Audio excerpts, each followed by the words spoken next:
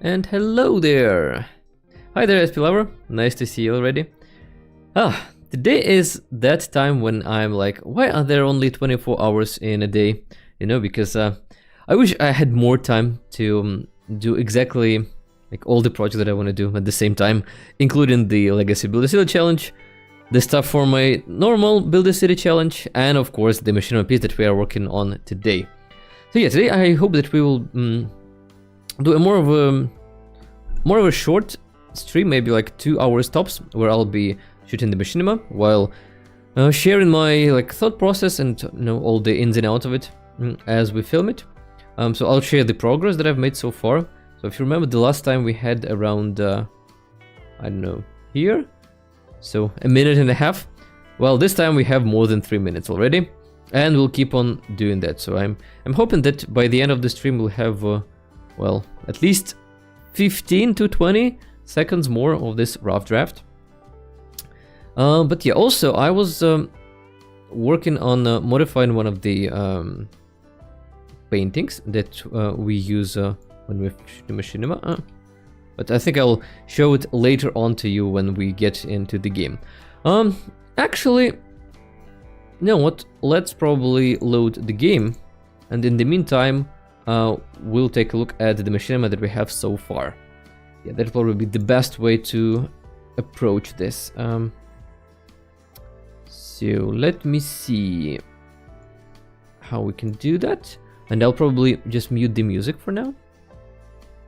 Though wait, before I do that, please let me know how your week was. How was it going on for you? Because I was just rambling and doing all that stuff. How are you, SP Lover? What has been going on for you? Well, I'm just checking all the settings and the rest. Well, hoping that my PC won't explode on me today, because again, I'm running 2 OBS studios. One of them is running the stream for me, and the other one I will be using to actually record all the Machinima stuff going on. That's actually like a life hack for anyone who wants to maybe do a similar thing while, simultaneously streaming your progress and actually making some progress in terms of the footage that you can place in your Machinima later on. Ooh.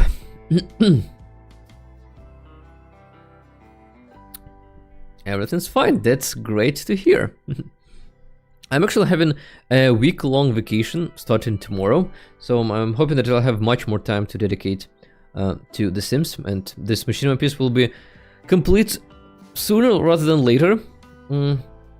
Though I will have to combine it with the fact that I need to move to another apartment by April 20th. But like, the sooner I do that, the the better it is for me.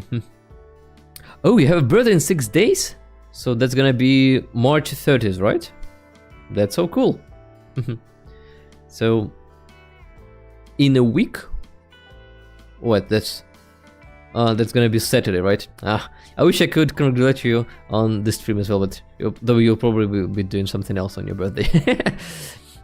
Anyway, I'll make sure to say some nice words on the stream next Sunday.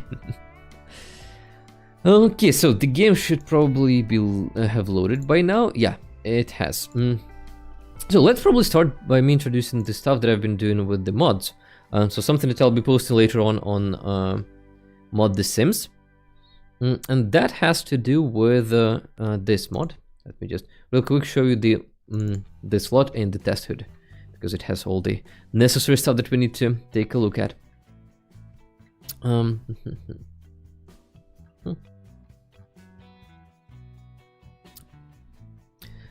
I wonder how many of viewers are actually interested in, just the behind the scenes sort of footage that has to do with Machinimas, because I understand that it may not be the most like entertaining content out there, but still I feel like that's something that I would personally really love to see from other simmers, like to see how they actually are doing that in their work.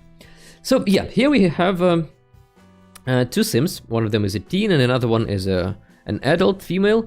So again, just some tests once created real quick, and we have these 2 awesome paintings that I use all the time. So these contain a lot of vanilla base game animations. Not only base game, but I mean the ones that come from expansion packs, and I believe that in total they have something like 1500 animations in here.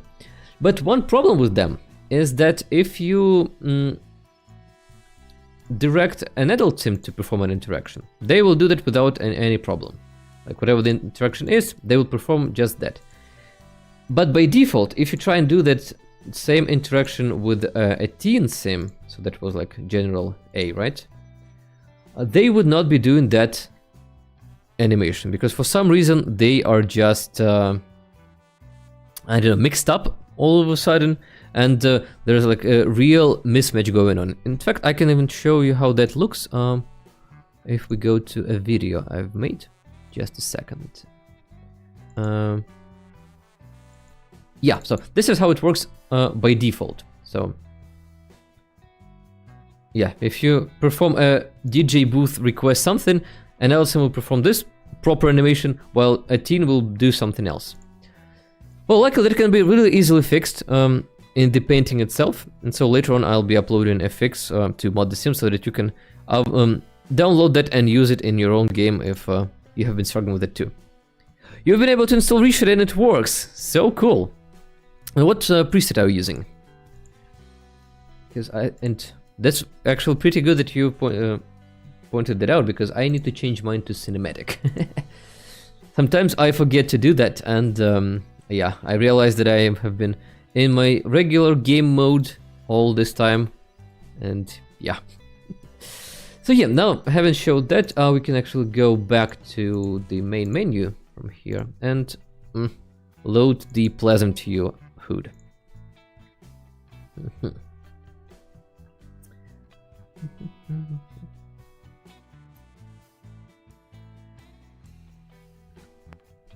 Yeah, so I'll quickly load the lot itself. I'll do all the preparations so that I don't forget to do that, and then we'll take a look at what we have so far in terms of the Machinima.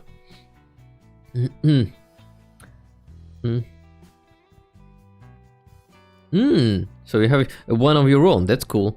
So you have some coloring going on, right? HDR bloom, so some anti-aliasing, great, and HDR. Sounds awesome. And have you tried using any of the tools, you know, that come inbuilt, like maybe a chroma key, like so? Whoa! If you wanted to really quickly cut out the shower, or another really cool one that I have found out not that long ago is the rule of thirds, like guide.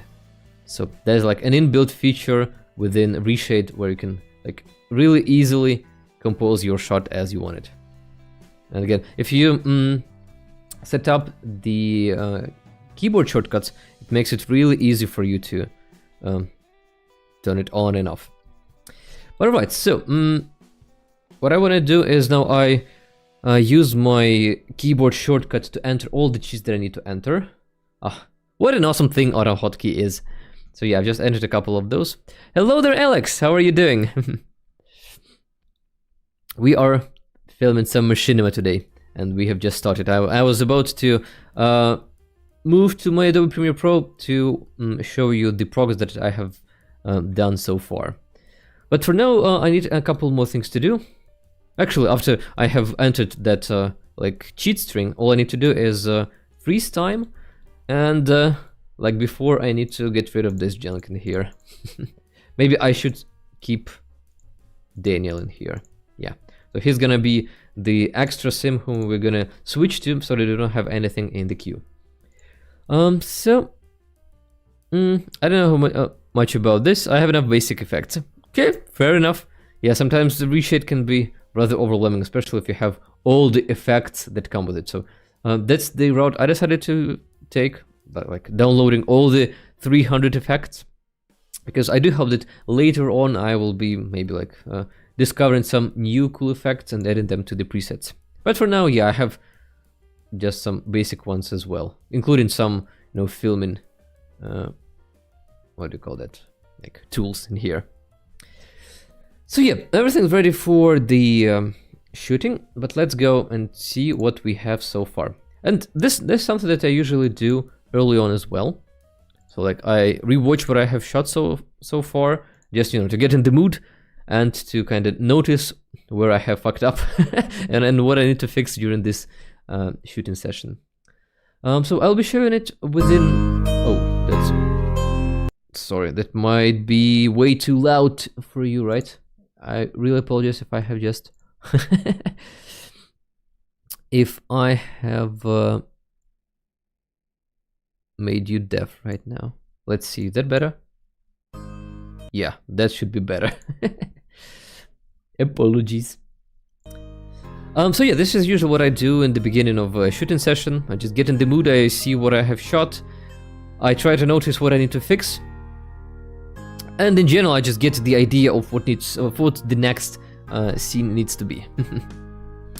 Been filming a few scenes for the third episode of your Machinima. Cool. You've managed to film that with the Max's cell phone. That's so cool. Yeah. And what was the thing that fixed it for you? Which box did you use for that? Because yeah, Max's stuff can be really tricky when it comes to that. So yeah, so far we have everything that I've showed you the last time we were filming this. So yeah, this is the introduction of Lilith, who is being very loud and obnoxious to her sister. And as you can see, I haven't added any sound effects yet, just the basic music. Because sound effects is something I do later on, much later on. So we are about to get to the point where we've stopped last time. So yeah, she switches that off, and they start their dialogue scene in here. So that's the part that we were filming the last time. And we stopped at about, let's see, 1, 2, 3, and yeah, somewhere around this point.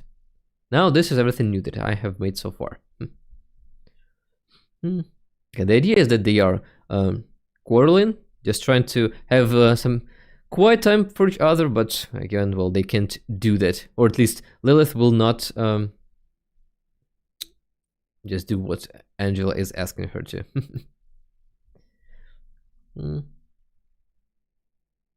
And today I'm hoping that we will get closer to the action-based scenes, you know, because filming dialogues can be rather boring. And what I try to do is I usually try to dilute them with as much action as I can, because just having two Sims sitting at a sofa and doing, you know, just the regular talk animations can be pretty boring. But when something's changing on the screen, that's something else.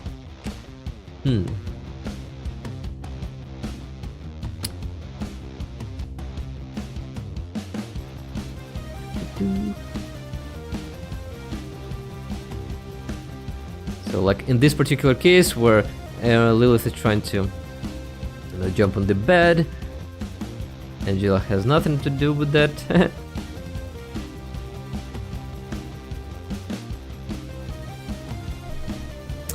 Having been the wind beneath my wings, propel me into excellence. Yeah, that's what I have so far. And yeah, as you could have heard, I have the music that I will be using for this, and that's actually like an important tip. So if you are planning to include music in your Machinima, start with music, because it makes it so much easier. You have much better vision of what you need to shoot if you have like an underlying music for it, because it's way easier to shoot Machinima in a different way than it is to change the music to match your Machinima. And so because of that, so we have this at 3 minutes and 8 seconds, and we will need to finish the sequence at 3 minutes and 20 seconds. So I believe that is more than enough that we can do today. That's, yeah, probably should be that. And after that, we'll have another action-based sequence when they are running around the house, well, being really, really obnoxious to each other. But for now, yes, what I need to do is, as you can see, it's the same for me in there and in the game, is that Lilith is still standing on the bed, and Angela is actually supposed to be sitting or standing somewhere close. Maybe about that. Let me see if that is the correct position. Yeah, so she's standing right beside the pizza box. like so, probably. Awesome job. Thanks so much, Alex. So you used OMSPs. Oh, really? That helped you? And editor magic, yeah, of course. To be honest, I didn't expect the OMSP trick to work, because it's something that I really just was messing around with using this Charles object thing. But yeah, really glad that that helped. But yeah, that is probably well, an unconventional way to fix the thing. So yeah, that is really cool. Yeah, so what I want the girls to do now is, as you could have seen, Angela is getting really pissed in here. So what I imagine this next shot being is that Angela is lunging towards Lilith, trying kind of to catch her, while Lilith is jumping over her. So they will like switch their positions. And for that, I know the particular animation that I'll be using for Lilith. And that is, let me just quickly pull up this thing that I'm using all the time. So I'm in my previous folder, and it's wiggle something. Yeah, so water wiggle jump over. So that is the animation that Lilith is gonna be performing, and we need to do something for Angela, because I was surprised to find out that there aren't that many animations when Sim is just like lunging forward trying to catch someone. Like we do have a couple of those in JD's season box. So like they catch fireflies, for instance, right? But they are pretty static, like there is no lunge going on in here. Unfortunately, if we take this one, yeah, again, she isn't really trying to, like she's not very active. Maybe this one could work if we moved her, but no, again, she's just reaching up and not in front. In the previous scene where Angela was already lunging forward, where was it? Like somewhere in here. So you can come up on stage, puke all over, blah blah blah. She says, I need my speech to be perfect, and Lilith is looking like impishly and like, oh, really? You want it to be perfect? So she's grabbing the thing. And then Angela is trying to get it there. Guys, can you guess what animation this is? By looking at Angela there. Can you recognize it? While Lilith is stepping back. 10 points to Gryffindor, who guesses what animation this is. Though I was really hoping to find another one. I was actually even... let me pull up my other like pose box guide. Using this pose box guide made by Natalie Firex with all the different... what do you call those? Boxes. Like these ones. So like this is again another one, but again it's not like she's catching, it's more like that she's trying to get her, I don't know, Wolverine claws or something. Yeah, we do have some cool jumps, but not the lunge forward animation, unfortunately. So maybe we'll have to look for something in here to get just the right one. So like the lunge forward, or maybe this could probably be a good one. So flower, it's which one is this? Bundle box 2, and it says hit car. Huh. You know what? Let's try and check it out in the game. So we have Angela in here. I need my bundle box 2. Oh yeah, I also been working a bit on reorganizing my Machinima stuff, because I noticed that having together the animation boxes and pose boxes kind of becomes cluttered. So I did my best to move just, you know, the regular pose box into one collection file, and then the other one is left just for the animations in here. I mean, I haven't finished them all, but it's a bit clearer already. So what was it? Bundle box 2. Hello there, Abians. How are you doing today? Nice to see you today. Well, what was it? I was looking for... What is it? The bundle box 2. Yes, that is the one. So bundle box 2. And it's called personal. And Alex Sims, hello there. I think it's the first time you're here, right? So welcome our newcomers. How are you doing today? So yeah, it's bundle box 2, and yeah, I need to put back the music, by the way. So personal mission, hit car. Let's try and see if that will work for what I want to do. How are you? How am I? I'm doing fine. Trying to make Angela lunch to Lilith in here. And I don't think I have the proper animation for that. Maybe you, by the way, will have some suggestions on what might work for that. So personal animations, hit car, start. Let's see if that has enough... like I was thinking of filming it from this point. And let's see if that works exactly as I wanted to. Well, she changed her position in a very awkward way. Normally, when you have an animation like that, what you want to do is you try to catch the latest phase, and then you move your sim into the position. Though I believe we need to use an OMSP. Yep, she's already on an OMSP. So let's see if that will work. So she needs to be as close to the bed as possible. So let's see how that will look when we reset the animation like that. Okay, hop. From position 5. So, you know what? It kind of works.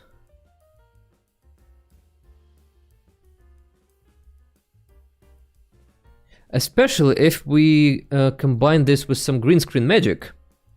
And I make... well, where is my chroma key? Chroma key. So if we position it somewhere... Let's see. So probably need to go like... yeah, 17 or something.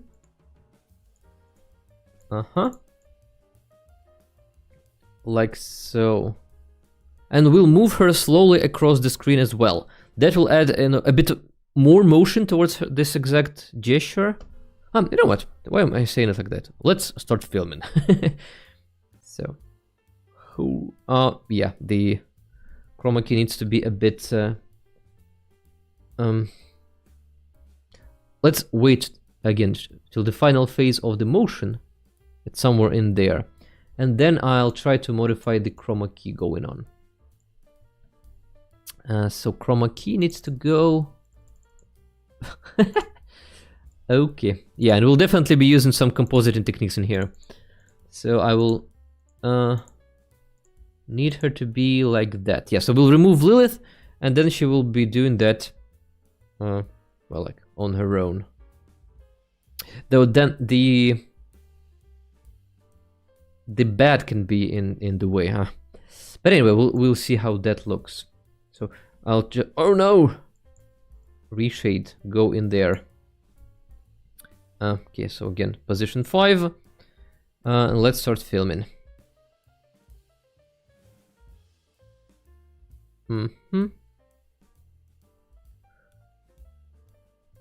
What if we just go back, switch off reshade for now, and I'll place Angela exactly where she needs to go.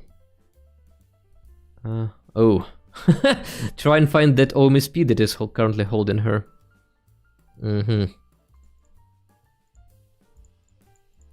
I believe there is a mod that makes like all the OMSPs visible at the same time. I'm not sure if it works with the default ones that come, you know, with this mod, with this set by Silent Lucidity. So let's see, where was that OMSP? I have one in there, I believe. Oh, so many OMSPs going on. But you know what? To make it a bit easier, let's reset her and place her on a different OMSP, like so. Then I'll tell her to do the animation once again. So personal animations, hit car start.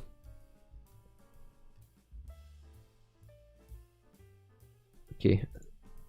We might need to use the reverse technique as well, by the way. I'll show you just in a second what I mean by that. So her initial position is somewhere in here, beside the pizza box. So if we go here, if we enable the chroma key once again, and we make it a bit closer again, like so. Yeah, that should be enough. So let's start filming. I believe I'm currently in the buy mode, am I? Yeah, I am. A rookie mistake that I make all the time. So, let's start filming. She lunges. What I don't like is that, see, we have this portion to the right of her, which can make it really tricky to cut later on. Let's see if we can fill that with chroma key as well, like so. Okay. So stops filming and film once again.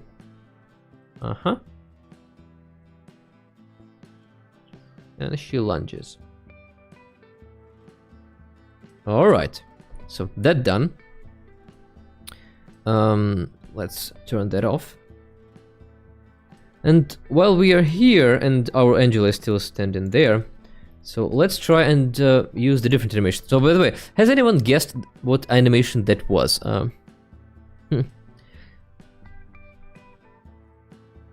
So I make Machinima in Sims 2, so this is how you make it. Cool. Yeah, Alex, I've seen some of your works. Really amazing stuff, and yeah, I believe you make the voiceover ones, right? So that's like a whole like separate genre for me. Because what I try to do is I combine the Machinima voice tracks with the subtitles. You know, try to go for the immersive vanilla game sort of experience here. So UFO abduction. I was testing that out. Yeah, but it did not work because it looked more like, someone has pushed her and she was falling down on the floor. But no, that's not the one. And again, just for those who have just joined us, I was asking what this animation is, the one that Angela is performing. So when Lilith is trying to grab, where was it? So they're arguing. Angela has the clipboard in her hand, and then Lilith is trying to grab it with her hand. And so Angela, of course, will not tolerate that, and she tries to, well, grab it back. So what is this animation? Where does it come from? Though I do understand that remembering all the animations and all the expressions in the boxes is impossible, but... Bowling animation, yes! Bingo, Alex! That's exactly the one. Yeah. I mean, if I take the entirety of it, let me see, what, reveal in project, so the entire portion in here. So yeah, you can see that it started all the way there, like she was trying to start the ball animation and it was reset. Yeah, it's one of those times when you film for 40 seconds and then you end up using like 2 seconds. Filming Machinima, love doing it. So let's try and see how that one would look if I can just use a ball animation once again. So it was nightlife box, right? And it's bowling, and it was low skill throw, I believe, because that's the one that has like that motion where she is kind of sleeping. Oh wait, have I? Oh, I haven't disabled this one yet. So personal animations, hit car, stop. So please be stationary. Yes, like so. Let's put you back in here, just in case. Though, do I see the floor? No, I don't see the floor. I don't need to recolor it invisible. And let's try how the bowling animation will look once again. I think in this particular case it can work because like these are two different shots. So in this case we were seeing her from this angle, while in this scene we have like a totally different angle, so it might work. But you never know until you shoot it. Why don't I use voice actors for my projects? I find it more time consuming, and to me, like the original voice actors for that performed Simlish voice lines made those really expressive, so I'm really enjoying those. And as for the actors, again, I think it would require a lot more managing on my part. And I really like that this way I can do everything on my own. So the filming, the voice, well, not design, I don't know. Can we call it a voice design? Well, sound design in general, including music, sound effects, voices, and all that stuff. And I don't know, the ones, like the machinimas that I have watched that utilize voice actors, just don't appeal to me. Maybe that's just a personal thing. But I really prefer hearing the simulation in machinimas. So yeah, everything's ready for another take. Let's try and do that. So F8 and let's film. Whoa, well. Yeah, I believe in this particular case it might, well, we might need to, move her a bit back so that in this position she is somewhere around the box. Maybe like so. So, and then we'll get what I want her to do. So let's see, once again. Yeah, we'll still need to do some editing magic, with cutting her out. But I think, yeah, this one will work a lot better. Okay, cool. So that is more than enough. Let's now do what? Let's now take her out for a second, and we'll shoot the second portion of the shot that we are gonna be compositing later on. So what I need is Lilith to jump over her. And I believe that when she's jumping, she will not be holding that clipboard like that. And I'm also using, currently I'm using nudge box on her. So see, she's not performing any animation, but her head is slightly tilted to left and, to the floor. And that is thanks to this nudge box thingy. So if I tell her to stop all poses, yeah, she has just moved her head. Okay, so I'm using the Adele prop hack, which is the one that adds the pose for clipboard. So I'll need to stop the pose for, wait, was it right hand? No, she's holding it in her left hand. So remove, stop pose, left. And yeah, that's one of the idle animations that they perform all the time. Okay, cool. And now I am using this painting to perform the water wiggle jump over. Let's see how that looks. What? Why are you doing that? Have I not fixed it? Yeah, I was just showing how I fixed the animations in these paintings, but something has gone off. Why are you doing that, girl? Wait, let me check if I have the correct mod that I have worked on. So it's EA Games The Sims Downloads, Machinima, and so age is fixed. Yeah, it's supposed to be that one. Why is it not working then? Let's double check if other animations are working fine. So like, I don't know, bar, let's talk, general A. Huh. Interesting. That is really interesting. What about this one? So will you die by flies? Yeah, so the green one has been fixed. I seem to have forgotten to do the other one. Oh, shoot.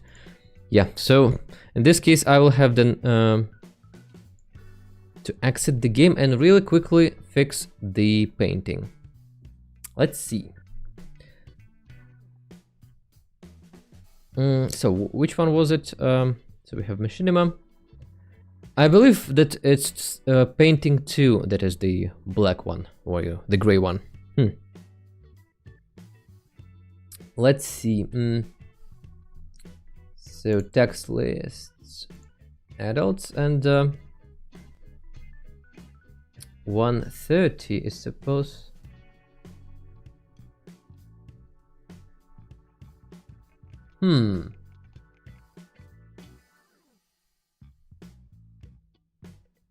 This way, she's supposed to revert to just using that animation that we had before. What about the other one? Let me check it.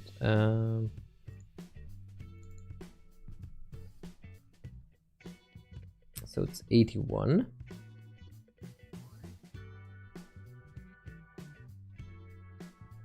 And we need this string stuff. Where was it?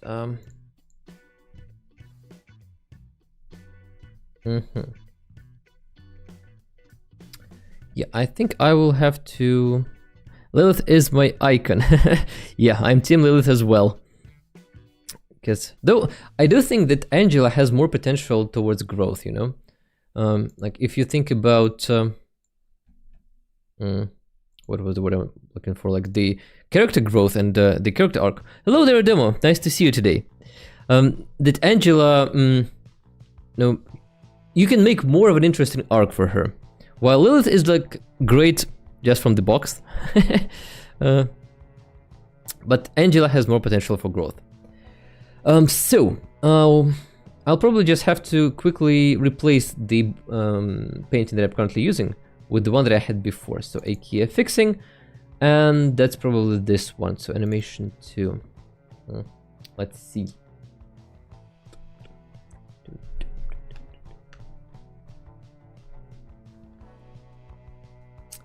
So text strings, where was it?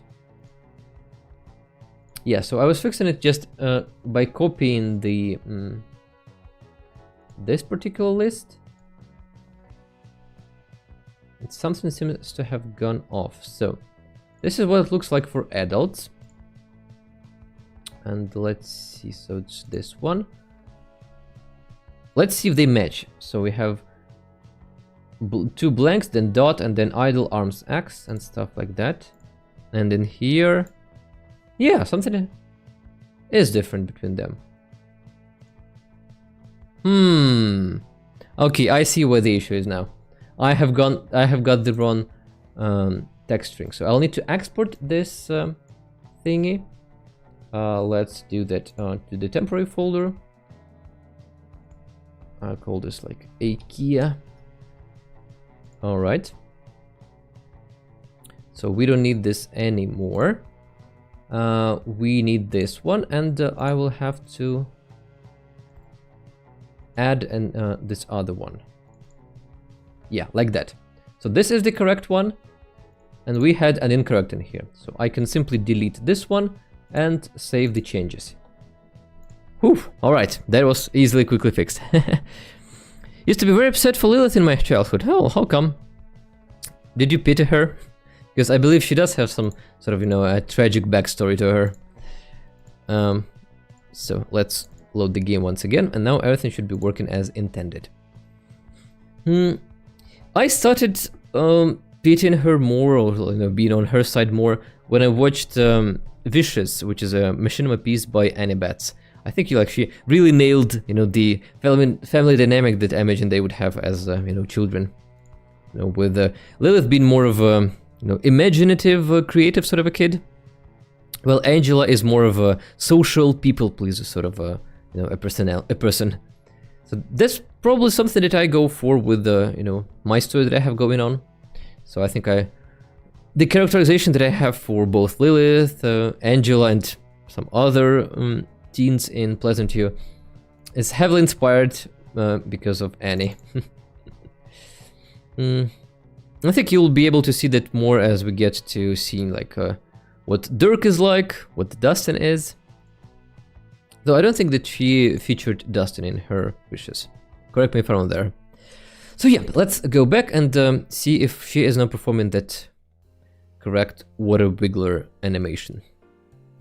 And yeah, the idea is, by the way, that while Angela is lunging towards Lilith, Lilith is jumping over her. So that's what we're trying to achieve here.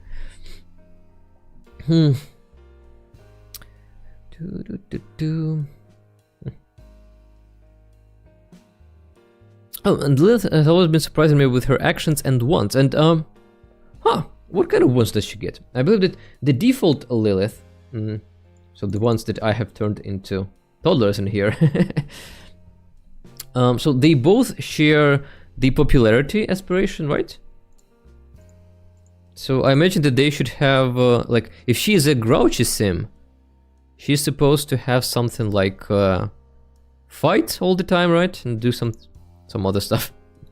Oh, and we've got this thingy going on. Can I reset the shrub? Or will I have to trim it manually? Part of the reason why I don't like reloading the game that often. So let's see. Oh, she's already performing some interaction.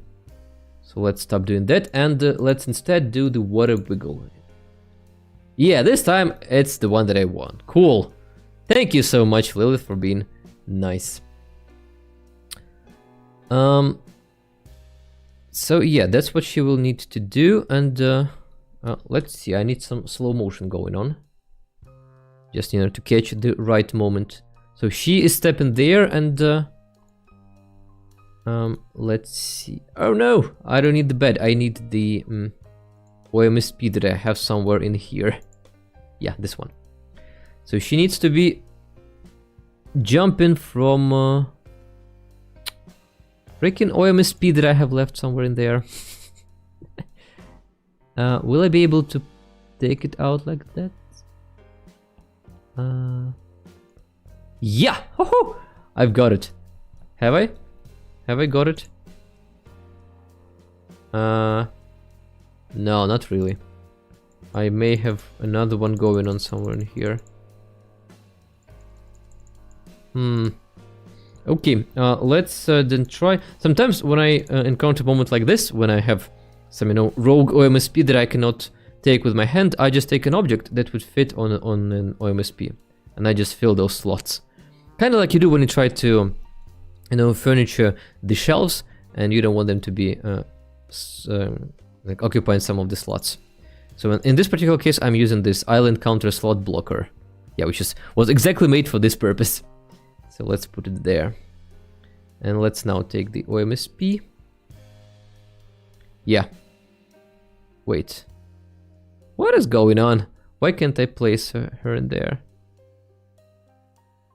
Oh, yeah, now I can. Like so. So that is the position that she will be jumping from. And yeah, with Lilith, we will also need to move her using the video editing. But let's see how that looks from this position. So she is jumping. Ooh. Ooh. One thing I don't like is that she is clipping the ceiling in there. She's jumping too high. Oh no. What if I try and lower the OMSP right away? Where was it? Somewhere in here, probably, right?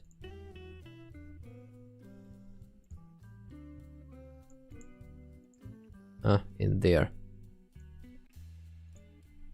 So I'll put the bed back where it was. It was a bit like so. It did not clip with the pillow there, like so.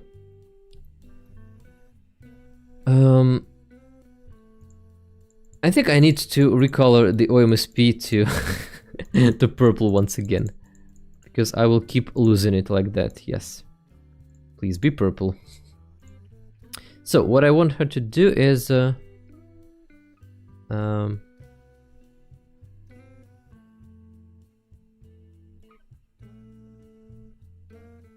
what is it snap into? I'm not sure. Is it the bed itself? Huh. So she needs to be standing somewhere in there, but like on the very floor, like that. Okay.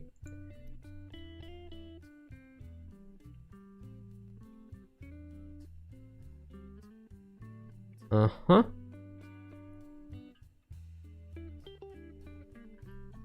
Yeah, so she will be jumping closer to the bed post like that. Uh-huh. And then onto the floor. Okay, let's see how that looks.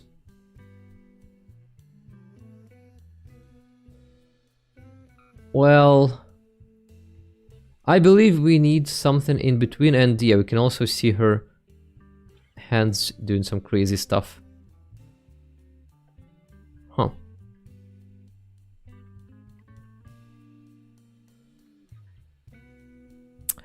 I think I know what I need to do, and that is I need to really quickly shoot this particular motion without all the decorations and all the furniture, like behind the green screen, and then I will just place her entirely to the scene. Though when you do it like that, what you need to be aware of is like the exact like distance to your sim, so that you get the right proportions. So one way to do that would probably be to temporarily let me see.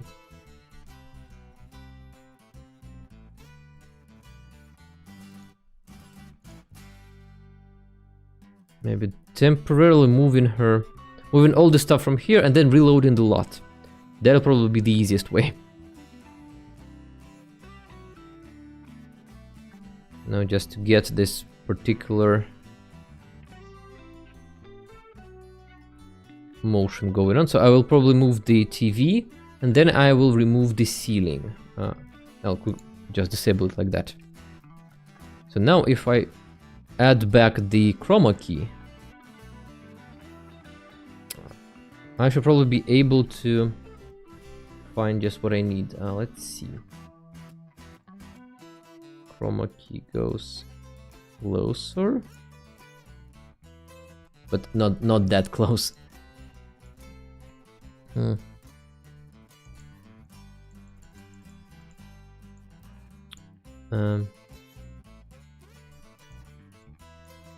Yeah, probably like that.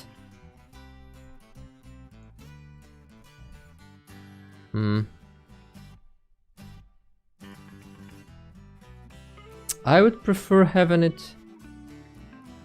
But let's see. What will the interaction look like now? Why should I do it backwards? There's Can you see that? And yeah, we'll need more of chroma key in there.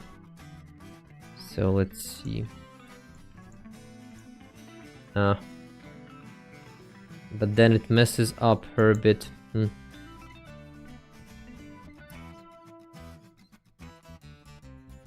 So we'll try and catch the right position from this point.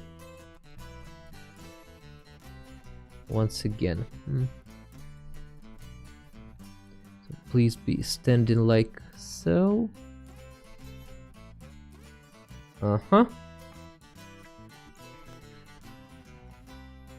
Chroma key.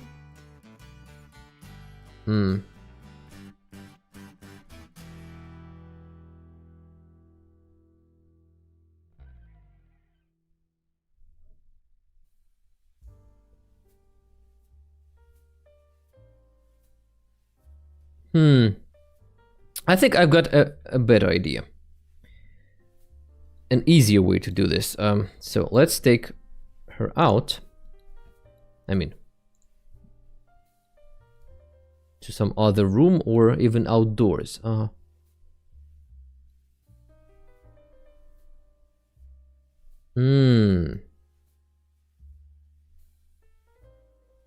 Damn it, I will need the lighting to be the same, so that may not work the way I want it to work.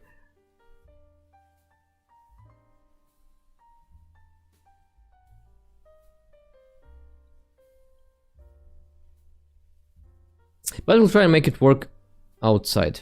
Yeah, if it's just for one shot, it should not be that much of a problem, yeah. So I will be filming her somewhere in here, and she will end up on the floor. Yeah, so everything should be fine.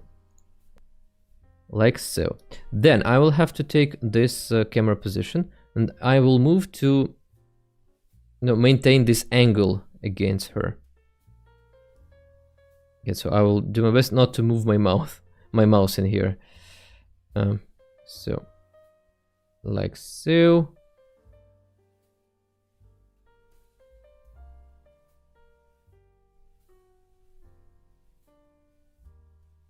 So she will be doing it that way, and we need to set chroma key a bit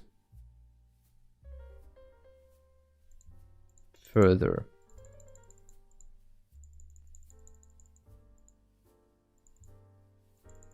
Like so, maybe? Let's try. Nope. Further. I will measure it by this scene.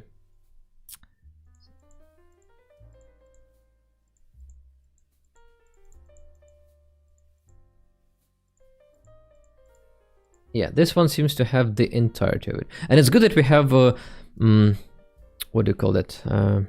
Green grass. Because it should it shouldn't be that hard to remove in Premiere Pro later on. Also, there's also this what do you call it? Additional settings to try and add floor masking. Yeah, maybe that'll help. Though it's kinda, yeah, it messes up with Lilith herself. Yeah. I mean, it would be cool to film her like that if it wasn't messing up her hair. So yeah, we'll be doing it without the mask floor.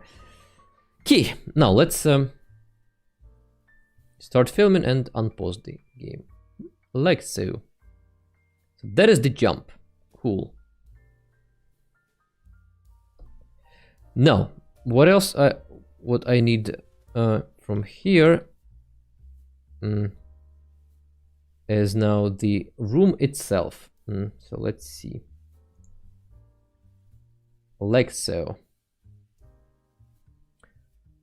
I can even take it as a maybe a static screenshot. Why not?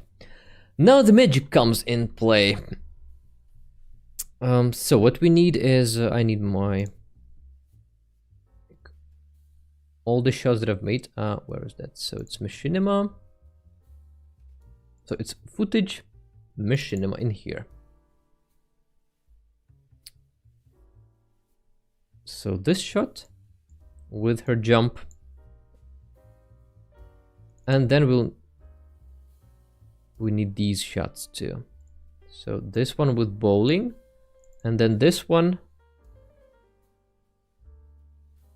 Oh wait, what was it? This one? Which one was it? Do you remember? Probably this one. Okay. So jump 1, jump 2, and then we need the one with the car, right? So this was the...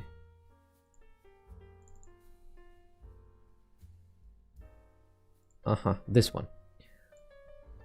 And the static screenshot that I've made with the room. So screenshots, this is the room, great.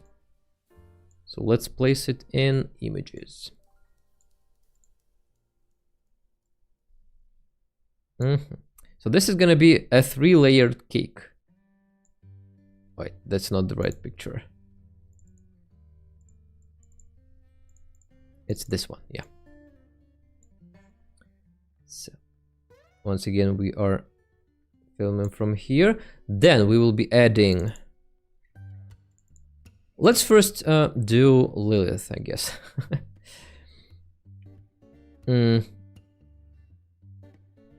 So, rough masking.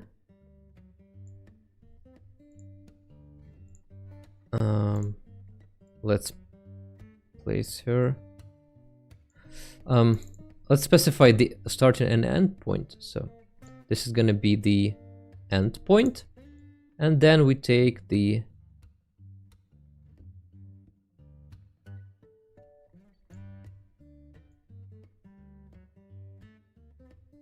probably this is gonna be the starting position.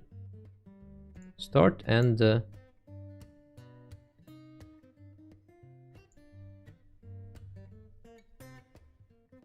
an end, like that.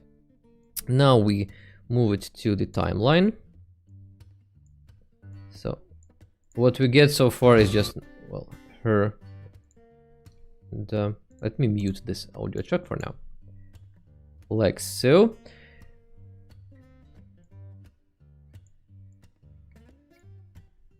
What I need to do is now mask this portion because we don't need it. So we can do that with this pen tool. Like so. And I can be rather rough with it, so no need to anything fancy. Yes, like that. Let's see if we have everything in this shot.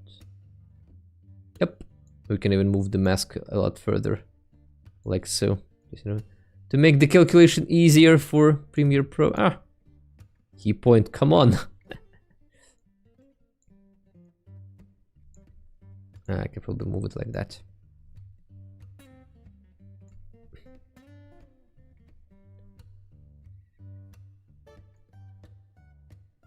No, this one needs to be like so.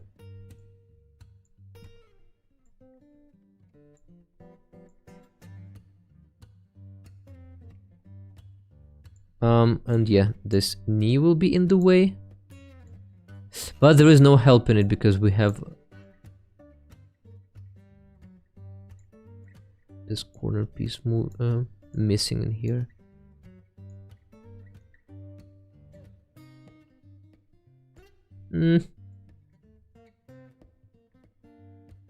Like so. Now, I will also need to remove part of this floor. Let's see. I'll do it like that.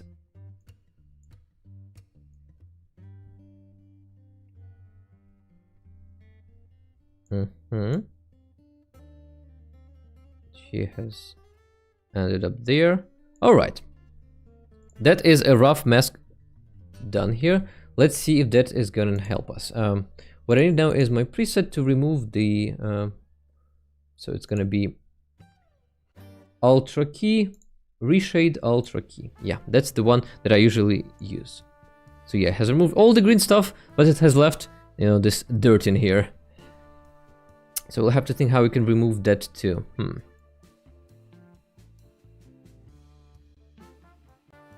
Oh, the TV. The freaking TV. We'll probably have to add another layer on top, so because she needs to be jumping from yeah. So we will need to make like a second what do you call that, like rough mask of this TV, just the TV. Let's see.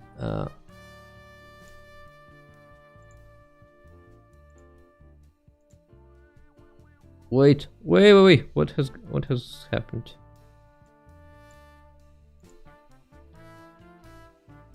So this mask.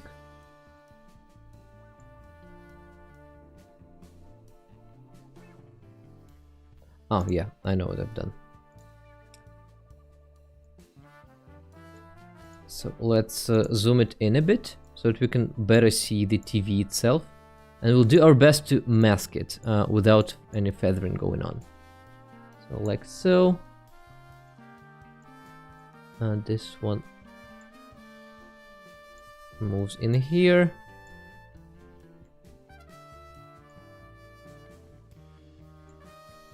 And this key point goes like that. Yes.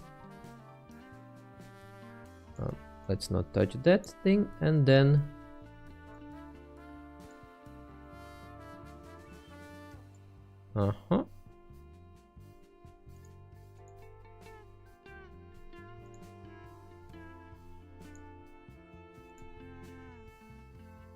why has it become enclosed? I'm not sure. Let's do it all over. 1.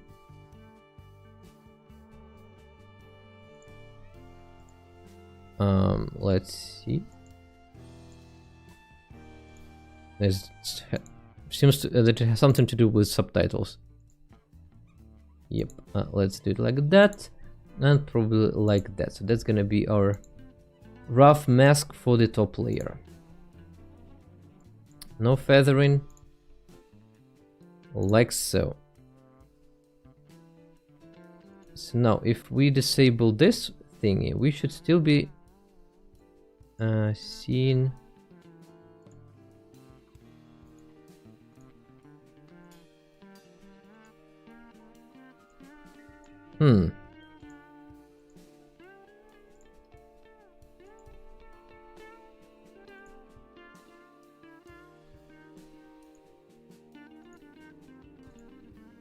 Yeah.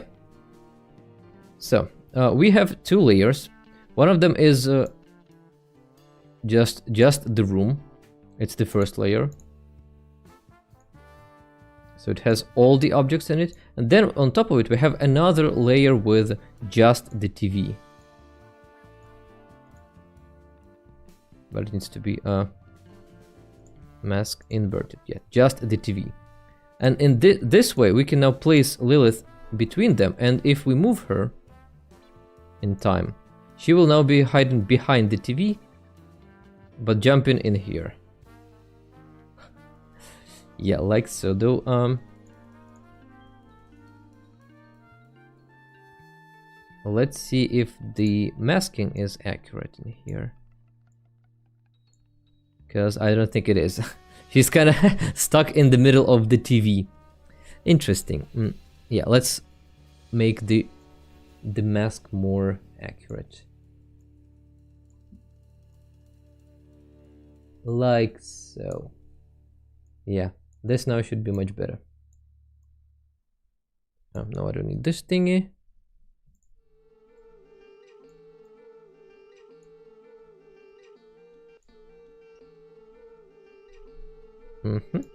So let's see how that looks now.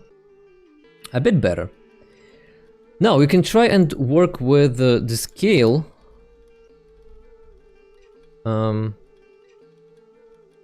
Because Lilith needs to be a bit bigger, and with her position, so she needs to be jumping somewhere from around that point, right?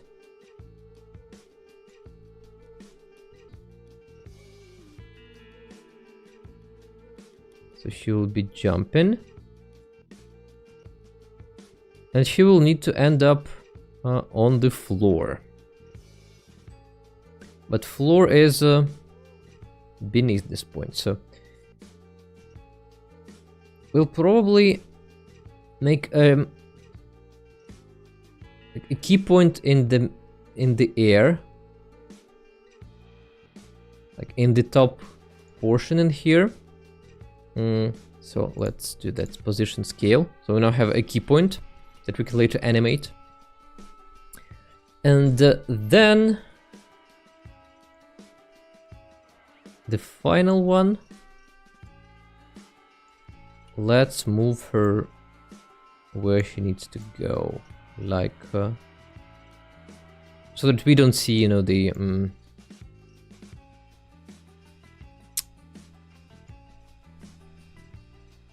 ground. Yeah, that's what I was looking for. So let's see how that now looks. Not very snappy. We probably need to do the key point in here already. Yes. Alright. Magic worked. But I will also remove this ground altogether. So that... though we have the foot. The freaking foot intersects the ground. So maybe a bit trickier than I thought. But we'll make it work. We'll make it work. So it starts in here. She jumps. And she'll be behind her sister's back. Alright. Maybe we can also... so if we go to this position, we can move her not only vertically, but move her slightly to the sides as well. Like that. So she's jumping. She's a bit further.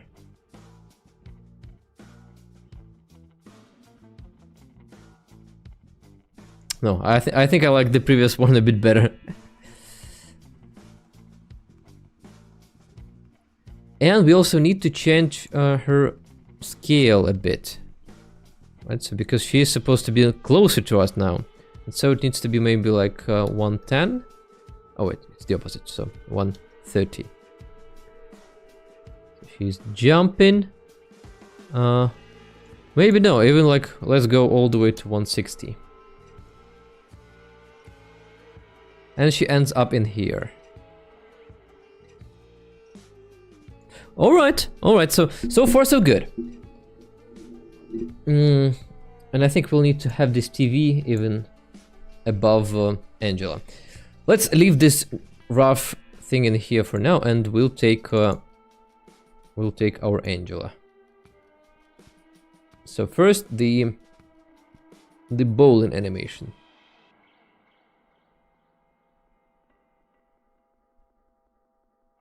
Let's probably even take this portion. And she ends up kinda, holding the bed. That's what I imagine she would be doing. Okay. So we place it on the timeline in here. Then we do the masking thing once again. So I think we can go like that,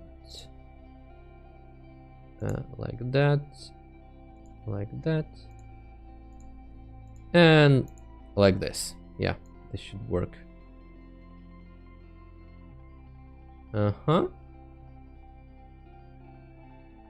Okay, and now let's remove the green screen. So, well, kind of works. What do you think, guys? I mean, of course we need to clean up a bit, and we also need her to move Angela closer to the bed. But the position is there, like the motion is there. So she's like,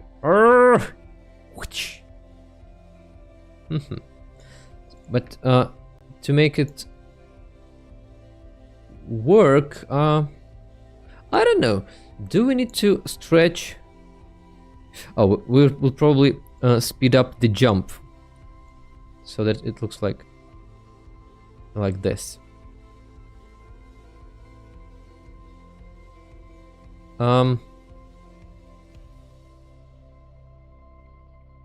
And let's see. I think that I've made Lilith too big for this. She's supposed to be something like 150, maybe even 140. Again, it's a very slight change of scale. And she probably needs to be... Her butt needs to be lower. Am I correct? Let's see, where was Angela's? So Angela's butt is around the point of, this seam on the... What do you call that? Wardrobe. So that means that Lilith's butt in here needs to be on the same level. Right, so let's make it lower. lower. You need to go lower. Yep, like that. Jump. Okay. Works. And to see if we got the motion precise, I think I'll need to check with the music, because that's very important when you're working, having a soundtrack already like added to the timeline. So you want to try and make it work to the beat at least, or at least somewhat to the music. Because so for now we have change on this like high note, and we're gonna have the cut on like the second drum beat. So it's like boom, boom. Maybe we can speed it up just a tiny little bit, like so. Let's see how that now works. That's where we're gonna have the cut. Nice. I think it works. And yeah, actually one easy visual way for you to see where the beat is just look at the sound wave. And when we have a spike, that's probably where like the hi-hat, where the snare kicks in. So that's how you can see. We should be able to see it even better if we enlarge it like that. So yeah, this is the point. Okay, cool. Now let's work on Angela's motion in here. So we will need to... Oh, first of all, by the way, we need to... what's the... No, oh no, it's not like that. I need to switch places, because Lilith goes on top and Angela like that. Yeah, now it makes more sense.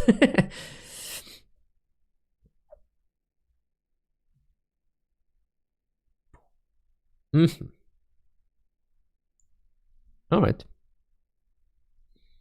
So let's add the music back, and I will mute this music in here. So our Angela, little angel, and let me disable Lilith for now. She starts in there, and this is the point where she's... Maybe this is the point where she should be moving forward.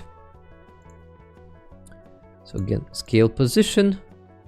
Maybe I don't need the scale, just the position. And she ends up in there. So let's move her like so. Does it work? We also have this little piece of room that has stuck. So that's probably like a pillow or something. So we'll have to move that one too. Okay, and that's where I need to put Lilith back in. So she is...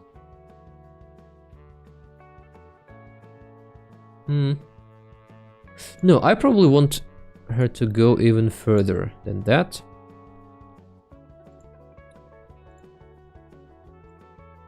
Wait, no, not lower, but further.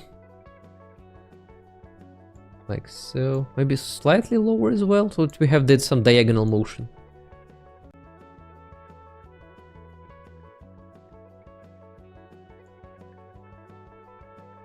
I'll probably do it like that. All right. So this is what we have for now.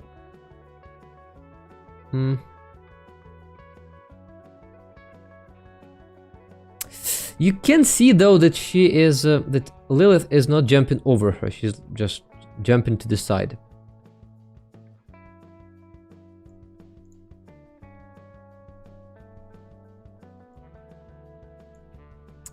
Wait, I need this position. So let's move her already to the sides like that. Okay.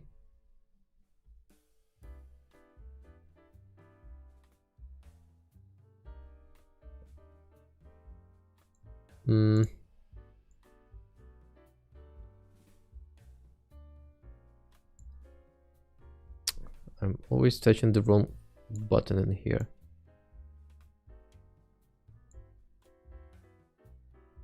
Slightly more. Slightly more. And like that. So let's see. Okay, I think we got it. Just the motion is pretty much correct. All we need to do now is just clean up all the mess that I have in here. So the first one is this pillow.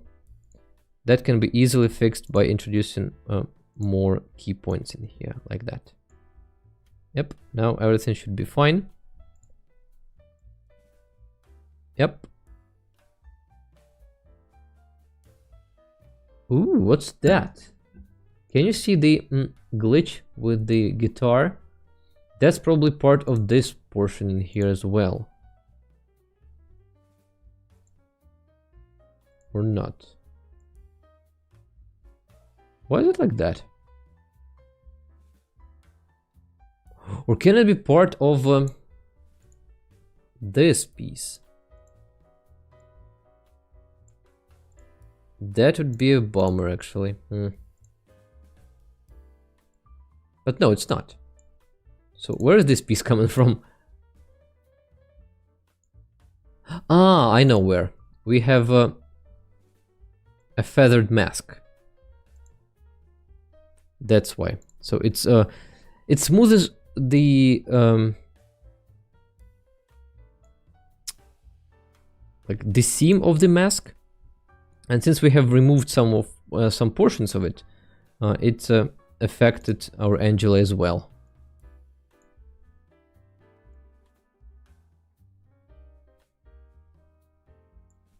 So yeah, maybe if I lower the mask,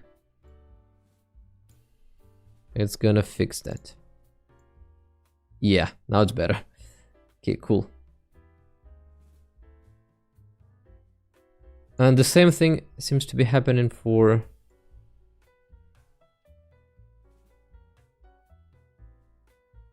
this TV, right?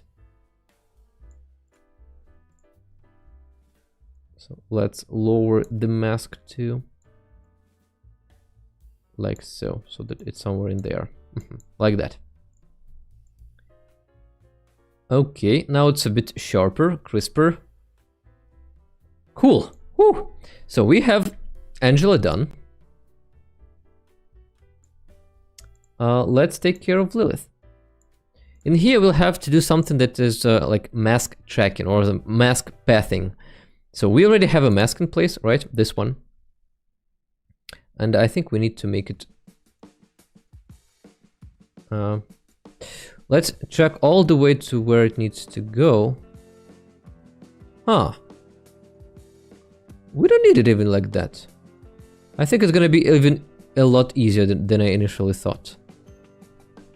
Yeah, let's simply remove all of that junk. And yeah, this time you see, mask is kinda before us. So let's probably even add more foot. I wanna see more foot in there. Okay, then like that. Let's straighten this portion in here.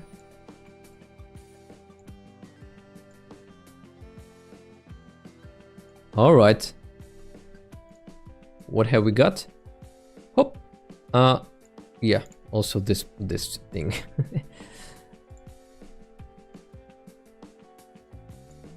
Let's make it like so. Okay. Do we have any junk left? No, no junk left. All right. Hooray! This is it.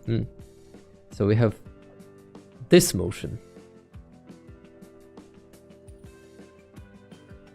Cool, and let's see how that now looks in for the entirety of the scene. So subtitle, let's start with the point where Lilith is jumping to the bed. Like that. And let's unmute.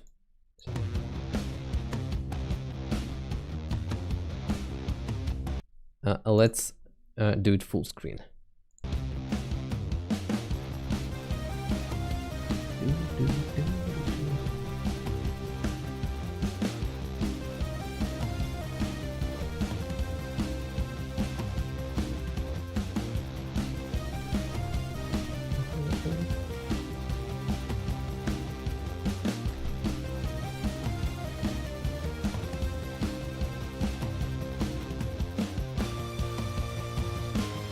Oh.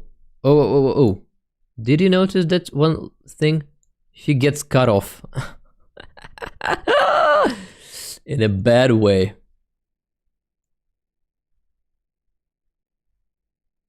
And is it me or is the lighting is somewhat off?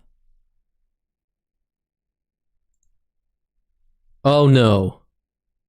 I think I know what this is. Do I? Jesus freaking Christ. Oh, remember that I mentioned that sometimes I forget to switch to my cinematic preset? This is exactly what has happened. Yes, my cinematic lighting looks a bit different, and I have the depth of field going on and all that good stuff. You mother... Is it noticeable? Is it that noticeable? But yeah, they look... I don't know. They look whiter in this version. Like as if there's some HDR or bloom going on.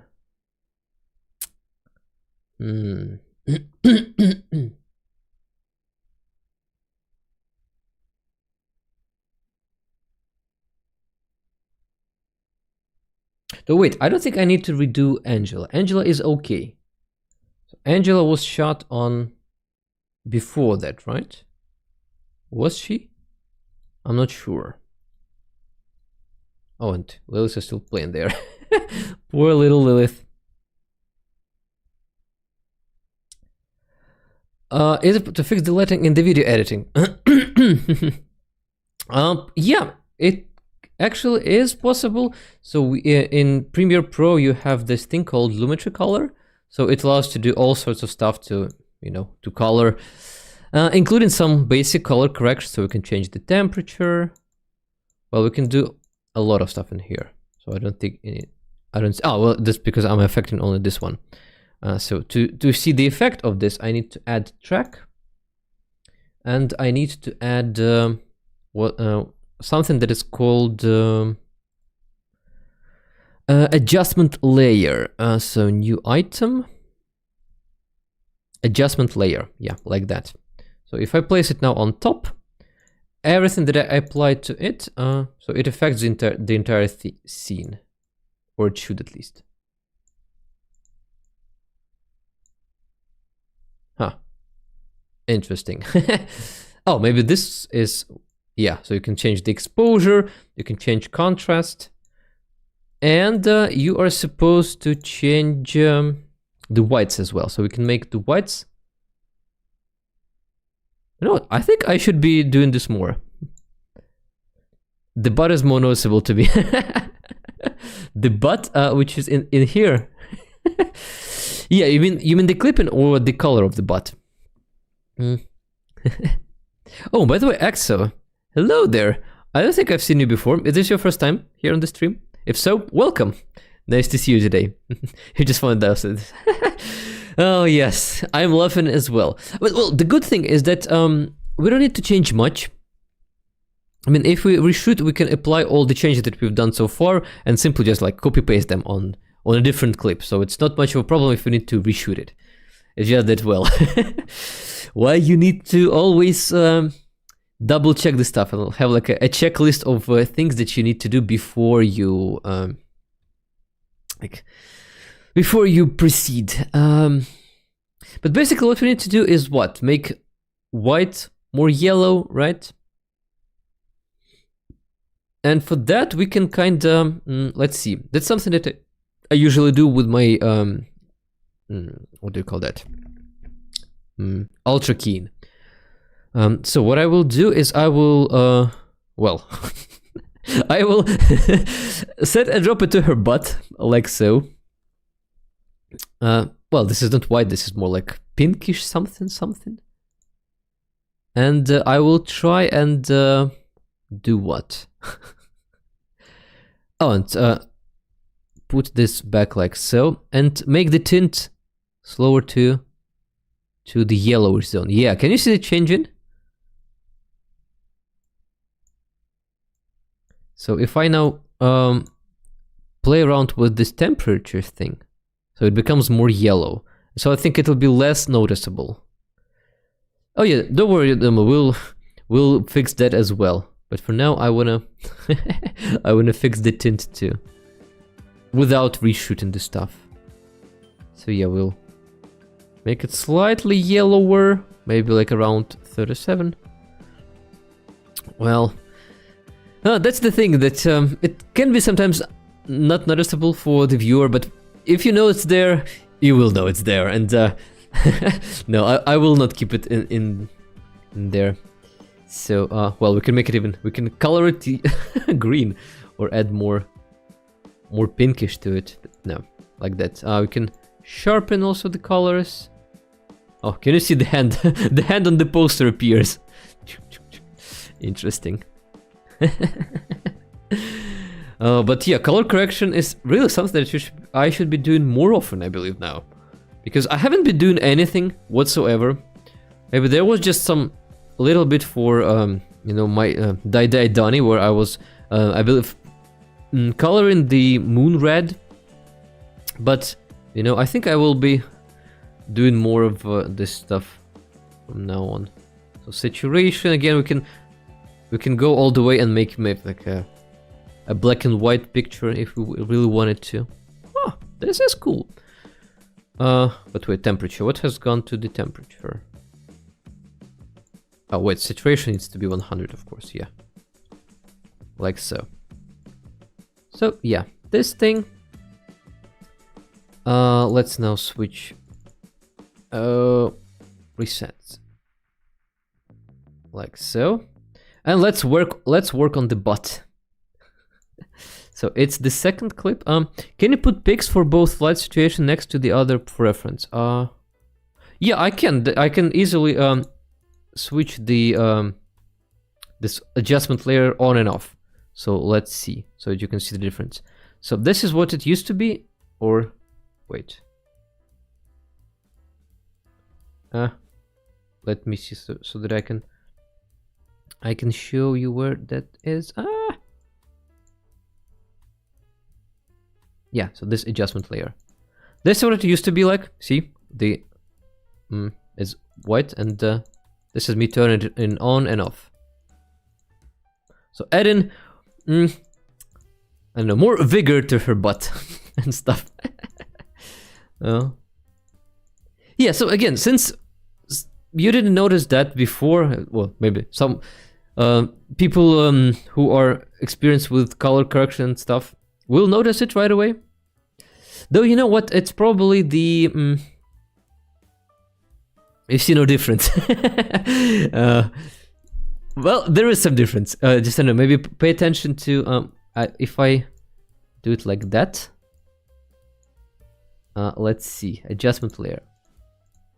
There's ever so slight change to tint. Maybe it's more visible on my side because maybe the stream is kind of is eating the quality. But yeah, there is some slight variation in tint. Like the adjusted portion is slightly like warmer and brighter. Yeah.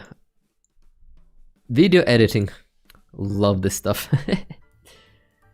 So yeah, let's keep it for now, and let's fix the butt clipping. So for that I need to go back to the mask, and I need to enlarge it, like so, I believe, right? And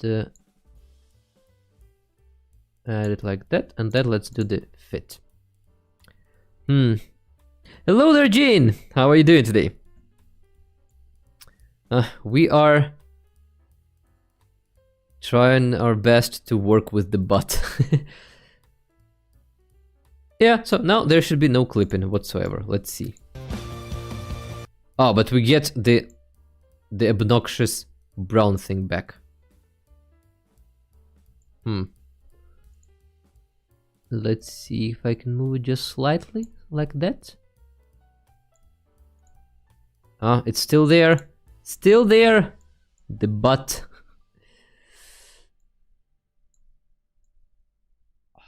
No, move the thing. like that. Let's see now. No, there is this still little sliver of I don't know what do you call it, ground, not ground. Doing well, that's great to hear. We are doing fine, though. For now we have just added 1 second of footage. It was really optimistic of me to try and say that we're gonna have 15 seconds more, but that's fine. We are just starting out.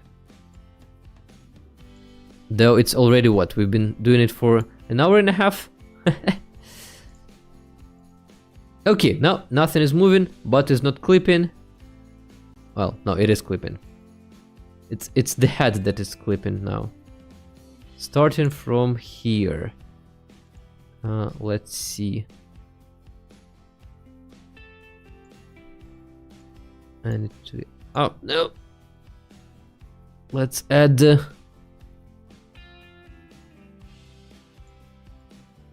trying to move just those things. Oh, so annoying to work sometimes with.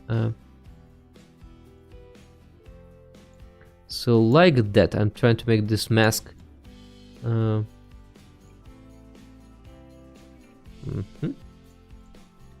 rounder.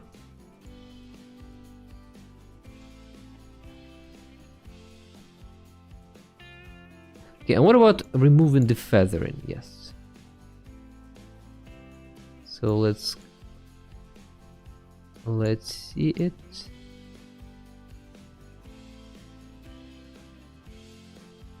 Still, I believe this is where we'll have to introduce some animation to this mask after all. Even though I don't like doing it, but well, we'll have to do it this way. So we'll simply move it every frame bit by bit,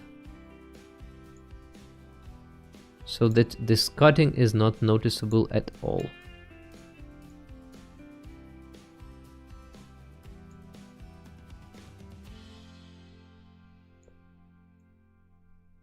Ever so slightly, frame by frame.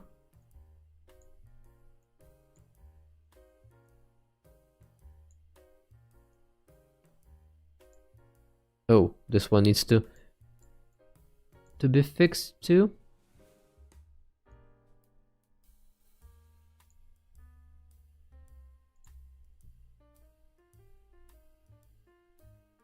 Oh, and I think we need to fix that even earlier on.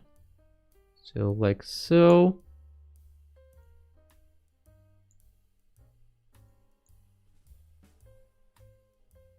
This one is too steep. And so is this one, like that. Moving just up, up. Okay, now it should be fine. Let's see. The jump. Yes, we've got it. We have got the 1 second thing in here. The 1 second jump. Oh, but the butt. I've been focusing on the head, not having noticed the butt. Still clipping.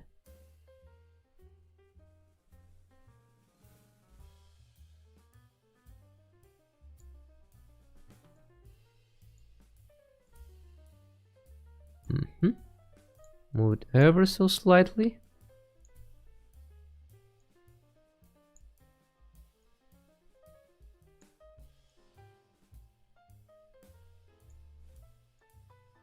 Oh, no, not that thing.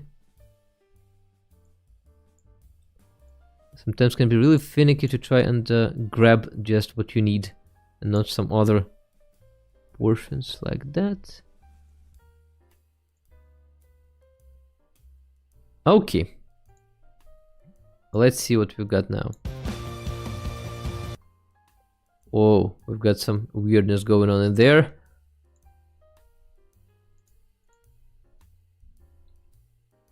Yeah, see? Starting from this position, something appears in there. And that's because of this portion, yeah.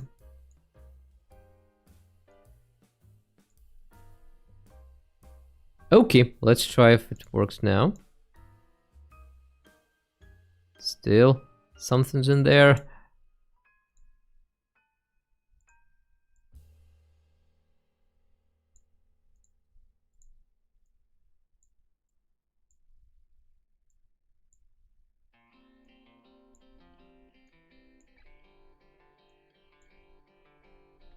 Okay, what about now?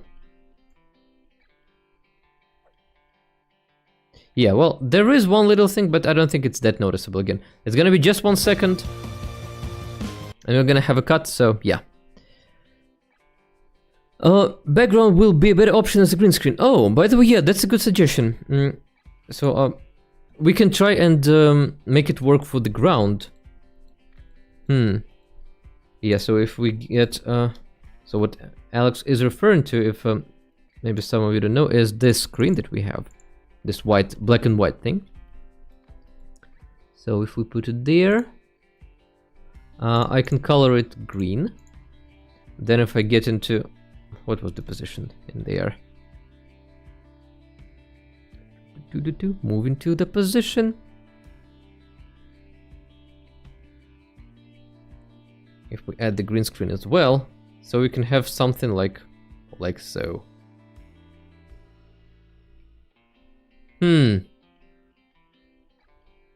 Maybe it would have been a better thing to do all along, but I have not saved the position in which I was filming her. But you know what? I think from now on I will be using this more often for the floor. Thank you so much, Alex, for bringing this up. I think this is a great tip, you know, to be combined in both the reshade green screen with this thingy. What is it? With the background for shooting screenshots. Yes. Cool. So something new I learned today. And I learned how to cut butt. Yeah, let's move on then with the scene itself. So.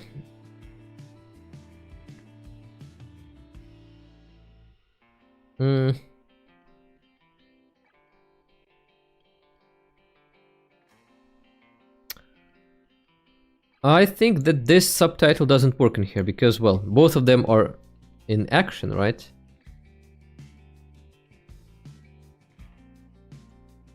So it would make sense that Lilith would continue her speech after she has landed.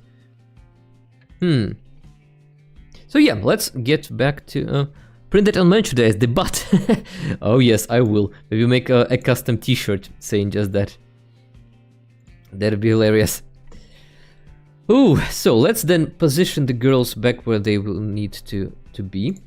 So our Lilith is standing there. Maybe I'll give her a different, it must be a fresh one. That one is already sweaty, I believe. So it will be standing somewhere in there. Let's take this one. Reshoot in Spain, oh yes, that is for sure. And I was actually thinking of reshooting this scene where she is walking, I mean, Angela is walking from from her door, because the one I have now is, where was it?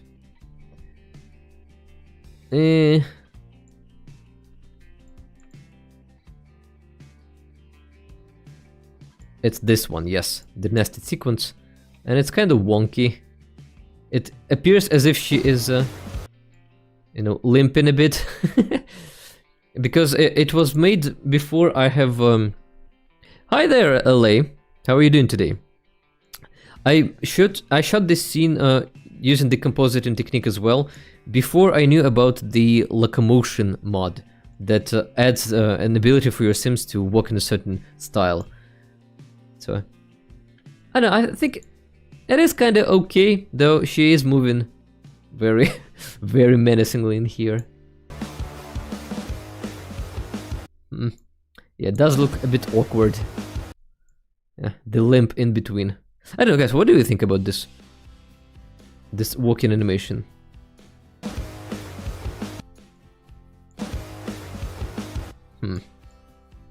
no, just don't like it. But I suggest we move on for now, because it's not that difficult to reshoot it later on. So this jump, we will move this caption from here. So she needs to finish the sentence. She was saying that, like, to my beloved parents, thank you for having been the wind beneath my wings. And then, like, oh, propelling me to excellence. So let's put them where they need to go. Our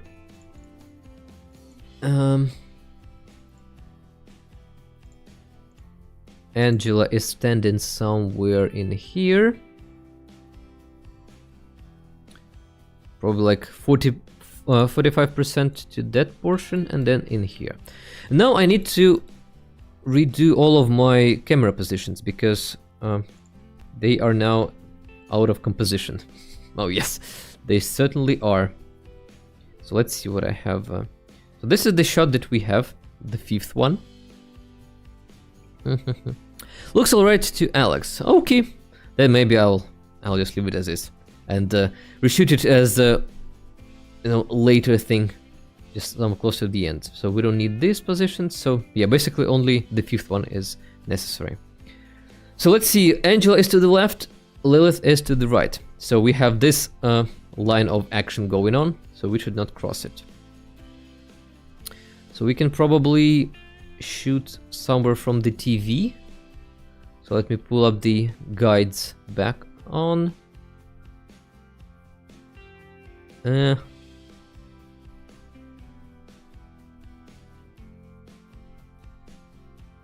to position them like this. Okay, so we have Lilith in her full shot, or what? I'm not exactly sure what you will call it in English. Yeah, like that. So that's gonna be our like full-size shot. That's gonna be 4. 5th is located somewhere in there. Now we need a couple of close-ups. So maybe this one again. So we'll have again Angela's eyes in there, and of course when I'm shooting in this 6th position, though you see the change is really not noticeable. So we need to work more on rotating the camera so that it looks a bit better. Let's see what we can work with. Maybe if I zoom in, we'll have like this. Oh, by the way, notice this pretty cool vertigo effect. So when you push out, but at the same time you zoom in, and everything becomes closer. I think that if we pull up the first-person camera, so we have all of these 4 positions, and I believe that we can add more, like increments between them. So far it changes by 5. I'm not sure what the measurements for this would be. By 5 units, but if we add more between them, maybe that will help us and make a smoother zoom. Huh. Interesting. I haven't actually experimented with this stuff. But let's see. Will that work? So, what camera mod am I using? This is Gun Mod's camera, first-person camera mod. It's available at Mod The Sims. Though I have modified it a bit, but mostly for the orientation steps and translation steps. So the ones for camera motion. So it's a bit smoother. So let's see. We're at 11, 12, 13, 14, then 15, 16, 17, 18, 19, 21, 22, 23, 24. Wait, 26, 27, 28, 29. Not sure if this is gonna work, but who knows. This is an experiment.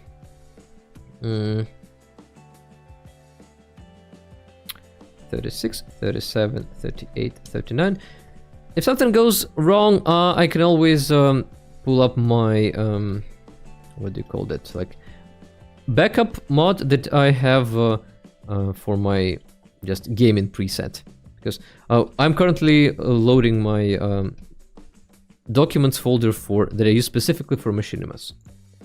So just to be sure, yeah, this is what it looks like.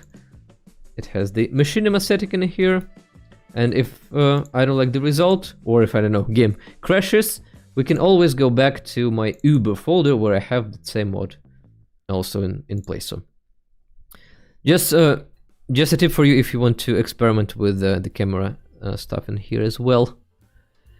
So 58, 59, then 61, 62, 63, 64, 66, 67, 68, 69, 72, 73, and finally 76, 77, 78, and 79.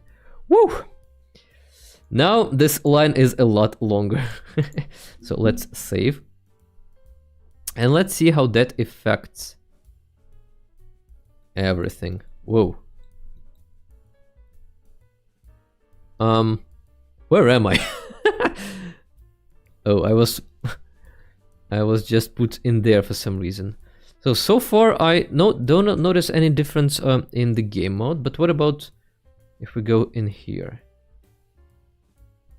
So we seem to have a lot more clicks to go from the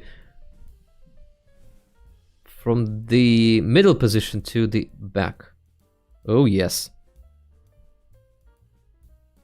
Oh, see how smooth the zoom is now. Oh wow.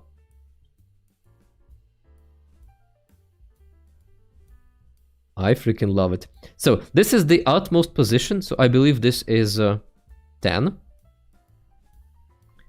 So if I now do the push in with like arrows and I zoom in at the same time, oh wait, something's not working.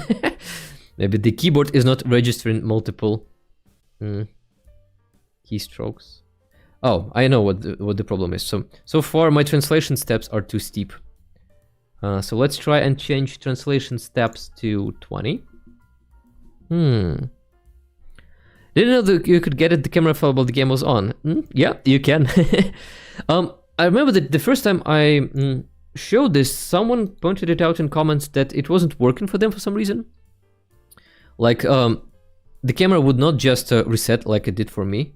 I don't know why that may be the case for them, but yeah, just try. Probably you need to make the changes while your camera is not in the first-person camera, but when just in this UI mode. Then you make the changes in this file. You press save. See, it just changed, like resetted the camera for me, and then you go back to the tab mode. Like maybe that is something if you encounter any issues while doing that. So yeah, now see the translation steps are a lot smoother. Let's see how that will work. So we were at around this position, right? Ooh, like so. So now we push in and we zoom in at the same time. Now the zoom is is way too steep for us. Let's just real quick make the camera position. So let's see, like so, on her eyes. And we'll call it control 9. Let's try to find the position, the translation steps value. Oh, again, just told you and I forgot about that. That would match the increments that we have in here. So let's do them like that. 10. We go back in here. Go back in here. So this is now the speed that we go at. So it's translation steps 10, and we have increments by 1. Now we push in while at the same time... Oh wait, I think I was supposed to push out and then zoom in. So push in and zoom out. Oh yeah, see the effect in place. So it's like as if, you know, the world is shrinking behind her. Whoa. Whoa, whoa, whoa. Look at this vertigo effect. I think I need to, though, maybe disable the depth of field going on. Where is it? Where is it? Depth of field. Cinematic depth of field. Yeah. And also remove this thing in here. Yes. So now we have no...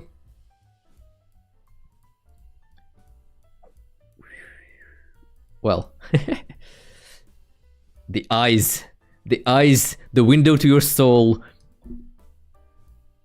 Let's see, so again, we push in and we zoom out. Oh wait, no, it's the opposite. I always forget which one it is. So we zoom out, we push in and zoom out. Whoop. And do the opposite. Woo. Ooh, what a potential for some really neat shots. Again, it's still not a 100% match, but look. Look how cool this is. This is awesome. I wasn't expecting to come up with this today, but wow. Let's see how it would look.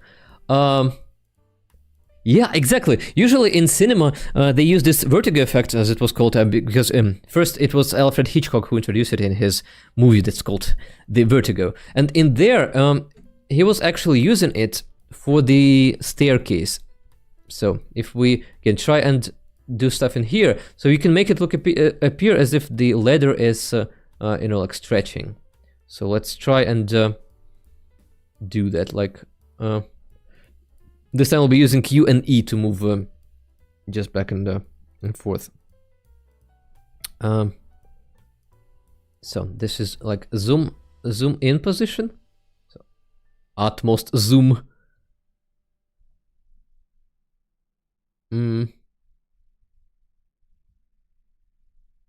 Let's see. So this would be equivalent of... Again, so we need a full zoom. Then we go up and we increase the zoom. Maybe in this particular case we will need a different translation steps value. Because when you're moving using WASD, so you have one speed, but it seems to be different with Q and E when your mouse is pointing like that. It seems to be a bit smoother? Not smoother? Not sure. But yeah, we could... Yeah, so when we go up, if we zoom at the same time, it's gonna make it appear as if, you know, the focal length is changing and yeah, everything is shrinking for our characters. So cool. Though I don't think I will ever remember which one it is, like in what. So it's zoom out all the way, then maybe push in. So push out, zoom in. Whoop.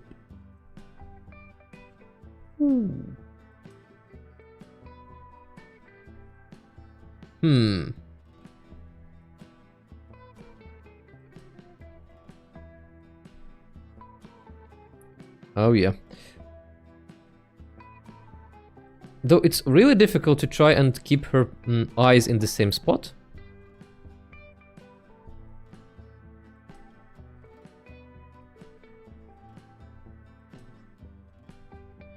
Whoop. All right, I've had enough of this. This is really cool. So what was I working on? Oh yes, I was trying to get the camera positions, to fix them. So let me put back the translation steps 2 value in here. Ooh, what about this FOV?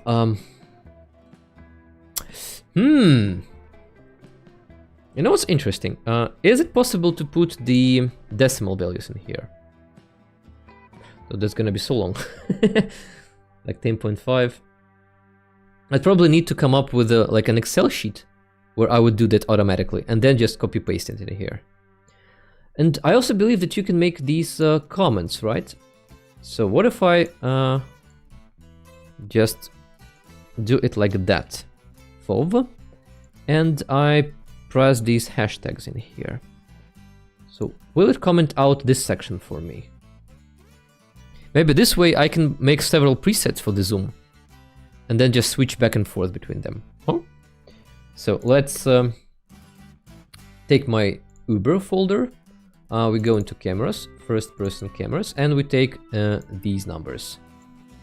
So these are the default ones. Let's put them back in. Let's save.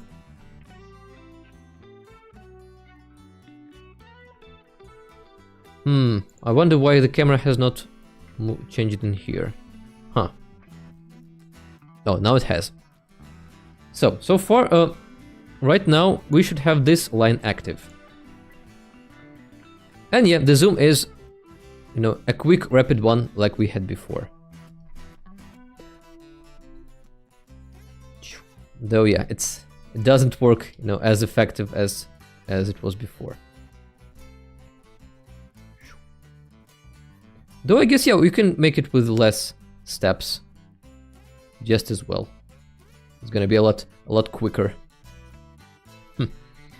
Okay, now, what I wanted to do is trying to change like the preset.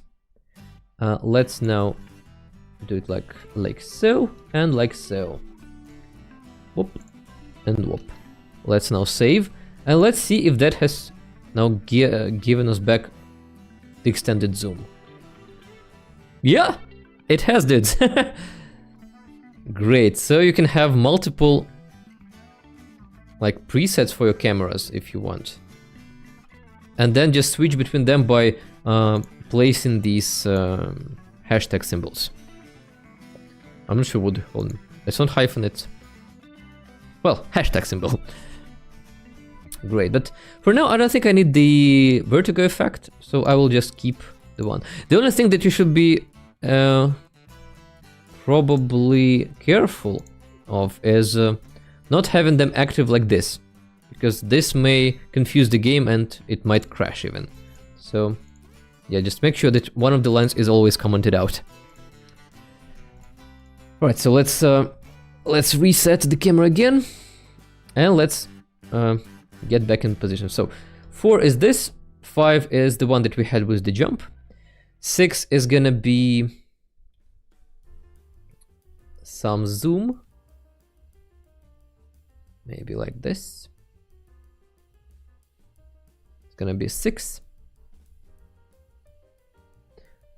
7 is currently, but yeah, we are not supposed to cross this line. This will be like a cinematic mistake. So let's see what else we can make, like an over the shoulder shot from Lilith's perspective, like so. Yes, when we have Angela in full size, so it's gonna be 7. And I think that's pretty much it. So full size, another full size, one a close-up, over the shoulder shot, and I think later I will be turning Angela in here, so I'll have a shot like this. But well, let's turn her first. So I believe that this is the position where Angela needs to kind of stand up, because if you remember, she ends her motion kneeling. So I'll probably use some picking up from the floor animation or something.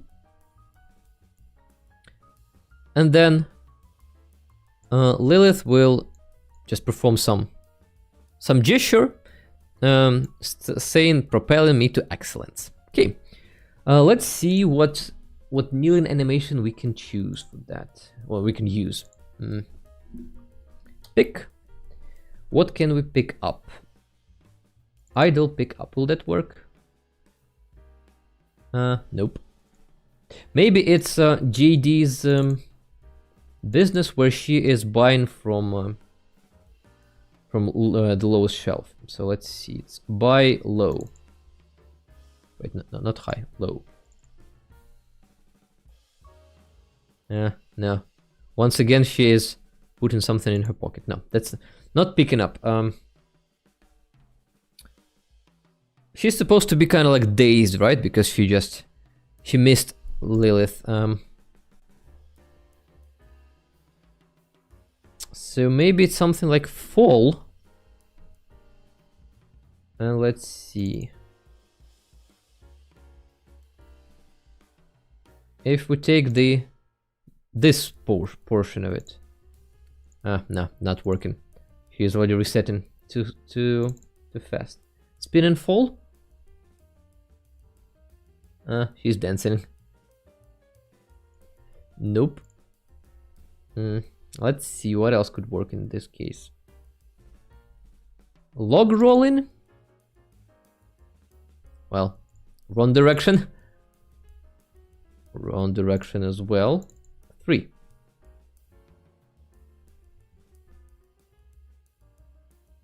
No. Okay, let's see what else can we use in this case then. So get up.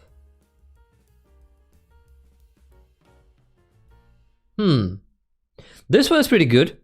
So if we take like this portion starting from here, she is just like shaking her head, and this is like not her being freezing, but rather like being pissed off. Okay, so weather, freeze, fall, get up, pretty cool one. This is just the fall, right? Interesting.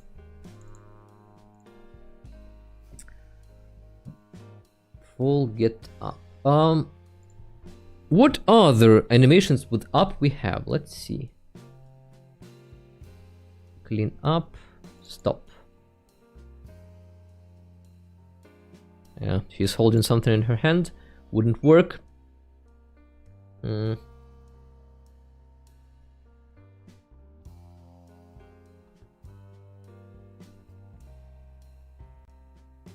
Why superhero? Homework interrupt. No idle. Oh, some idle animations, by the way. Something like look around. That can work.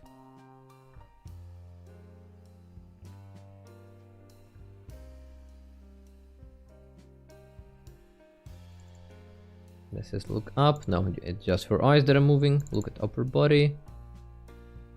Nope. That's her checking out if everything's okay with her. What about needing help in the business? Expansion pack out. Let me minimize that so that we can see which one that is.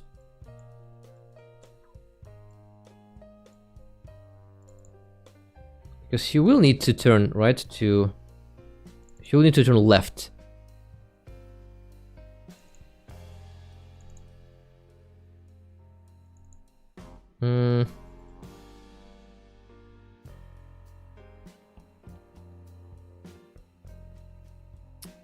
No.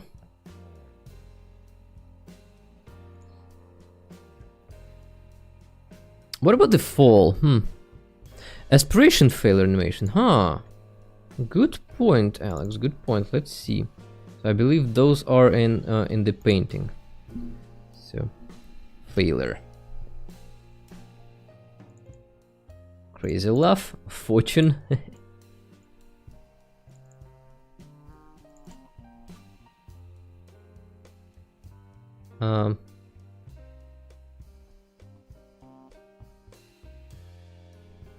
Feel dizzy?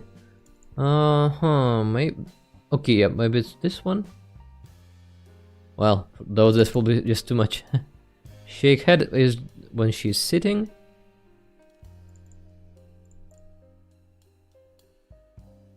Energy failure, by the way, another good one.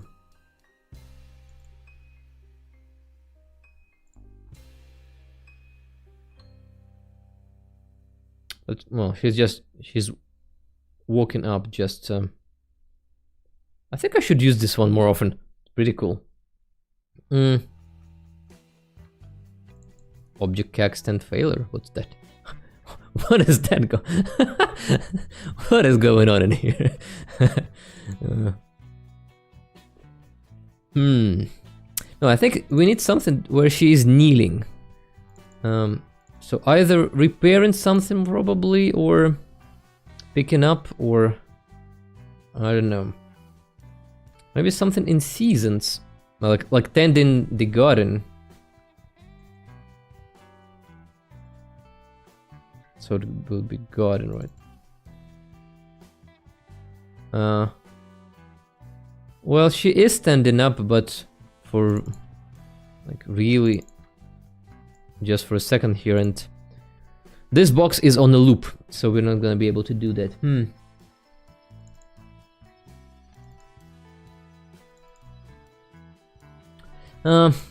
No, sometimes you gotta know when to stop. We already had a good one, which is like freeze, get up. So let's go with that one. Let me just see how it can be found. So freeze, freeze,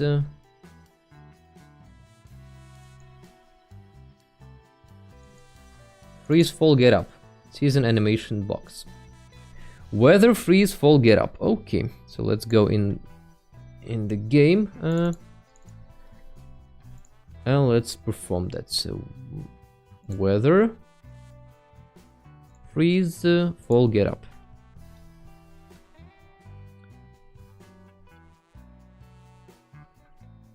And we'll be using this portion. So starting from from this position. And let's see, does she intersect our Lilith? No, she does not. And I know what we can do after that. So, we need an interaction where she is one of the JDs in the open for business interactions, where she is turning to this side.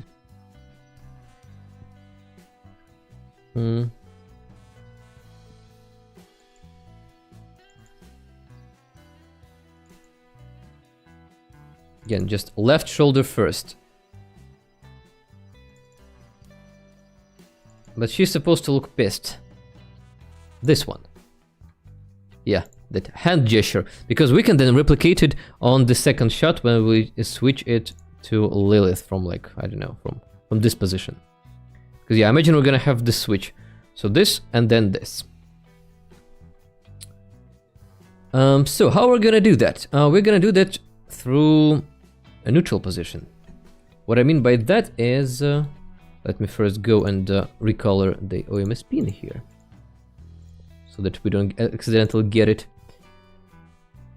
And I'll probably... No, let her stay there. So, she needs to start performing interaction once again. I will now cancel this interaction and I will start doing everything. So, we are now in cinematic once again, great. Lilith can be doing nothing for now, that is totally fine. So let's start filming.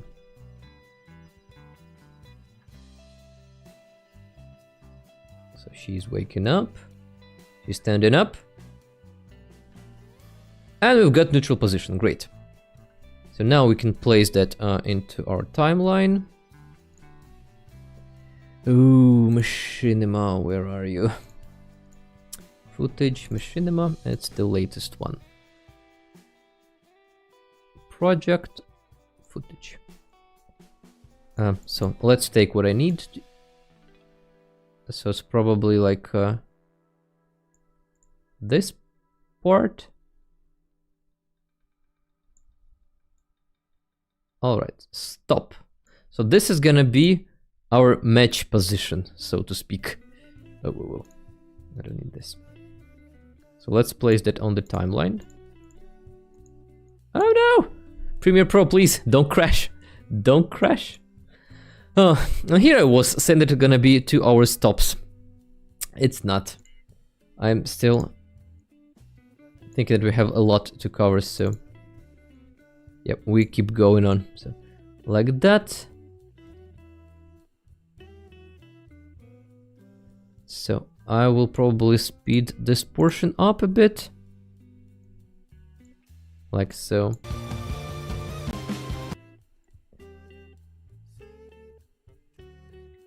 And also this portion needs to be sped up a bit too, like that. So it's a bit quicker.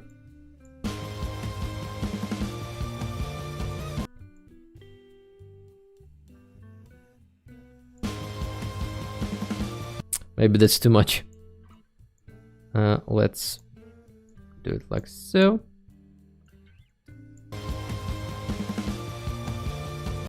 And now we do the... Which one was it? Need help, look around E. Let's do just that. So where was it? Customer, need help, look around E. Let's do.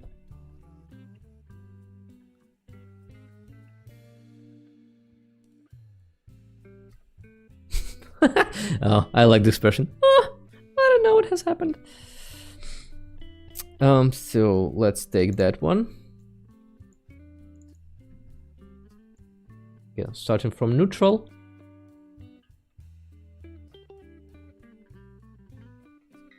And it's gonna be this gesture of her hand that we're gonna tie our motion to. And yeah, let's take the shot where she's not crossing Angela in here. It's gonna be easier for us then to match it. Alright, now if I put it back to back, since we have neutral position in here and we have neutral position in here, even though slightly so off, it's gonna look very smooth when we run them together. So, let's see. Alright, cool. Now let's work on Lilith in here. So, she needs to be saying something like, I don't know, waving her hands. So that's probably one of the talk animations. Let's see what that is. Previews, the Corgal talk hack. Teen F, let's go with that. Or talkstring moderate, yeah, probably like describe round.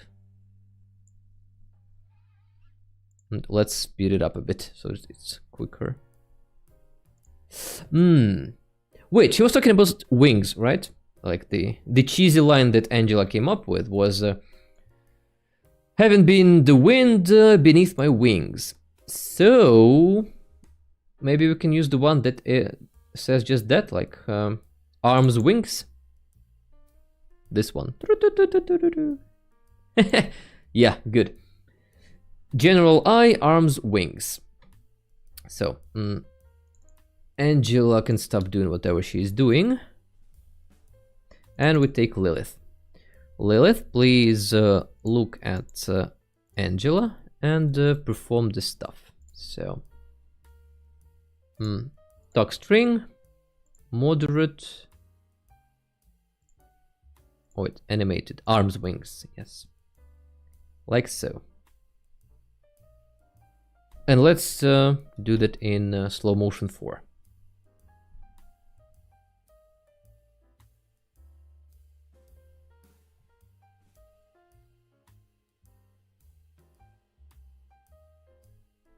Okay, one thing that I probably want to do is try to add the pose back with her, with the clipboard. I'll probably even do it like that. Okay. And now we'll do the same. So talk string, animated, gem arms wings. Yeah, I think this now looks a bit more natural with her holding the clipboard. Okay, great. So we have that portion done. Again, so let's take this thing and I'll probably just place it back because I don't think you need to do... Ah, I'll not be able to see the chat then. Never mind. So it's these 3 footages.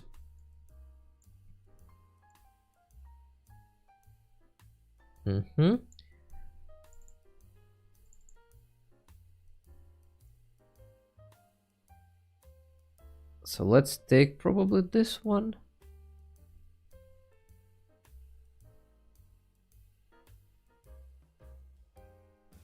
No, I don't think we need this one. Let's just go right away to the animation itself.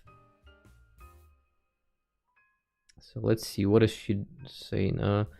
Propelling me to excellence.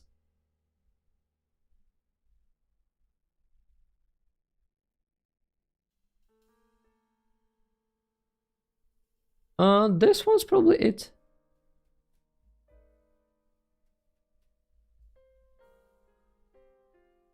Yeah, let's probably start at this point where she's like, propelling me to excellence. Seriously? Huh.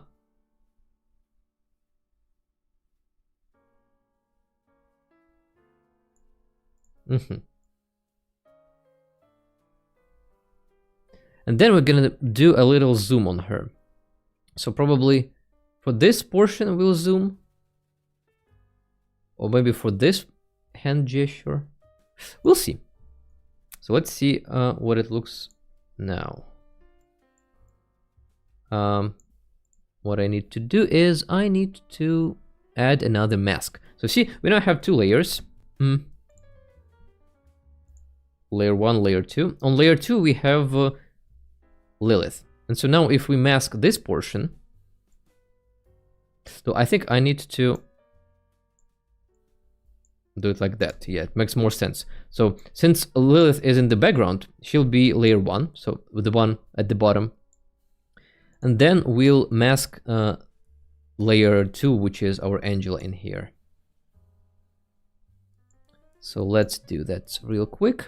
So mask. Again, we don't need to be very precise with it, because she is not intersecting our character.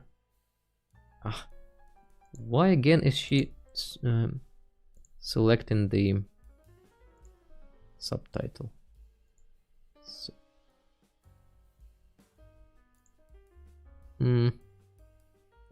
And let's fix it so that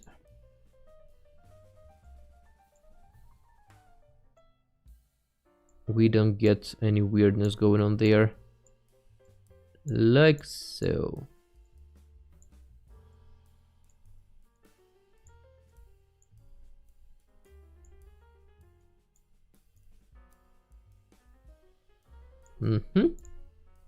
Now we can copy paste this mask to all 4 clips that we have. Yeah, now I can see that the mask is not working how I want it to work. Let's hide it like that. And it needs to be inverted, of course. Invert the mask. Invert the mask. So when the mask is inverted, it hides whatever the mask is covering. When it's not inverted, well, it deletes what you have within the mask. I hope I didn't confuse you by explaining that. So what we have now is Lily is doing something in the background while Angela is doing something in the foreground. Okay, so I can see that the mask is cutting off her hand. So let's move mask like that. Okay, and we are supposed to use the same mask for this clip. Like so. And like so. Maybe now even further, like that. Let's see. So, subtitle back on.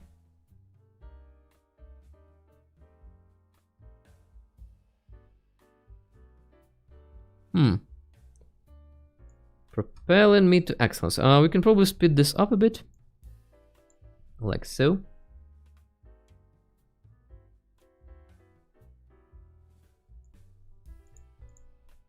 Mask. Why?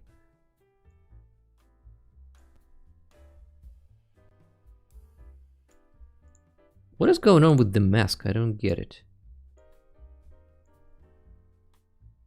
Okay, now it's better.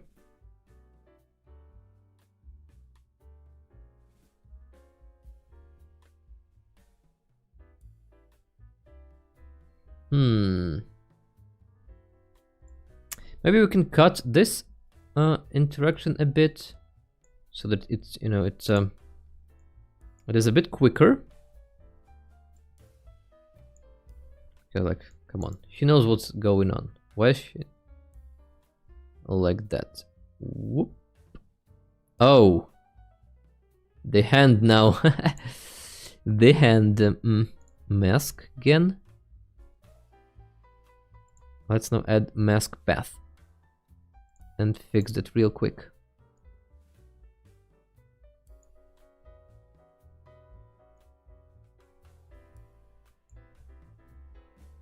Yeah, now it should be better. We still get some clipping, but it won't be visible.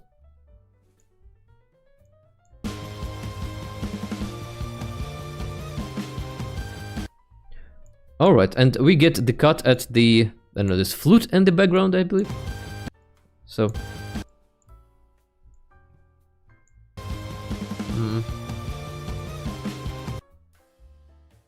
Yeah, I kinda like that she is holding her hand like that. Propelling me to excellence.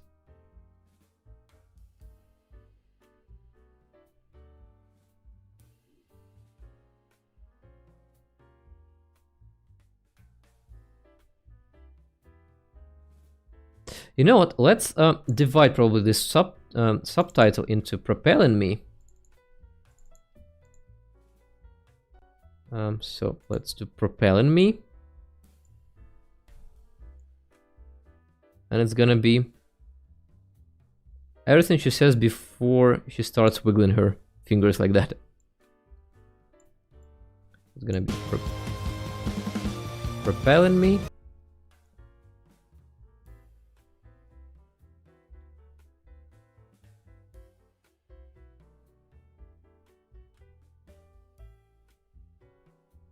And then we'll have to excellence.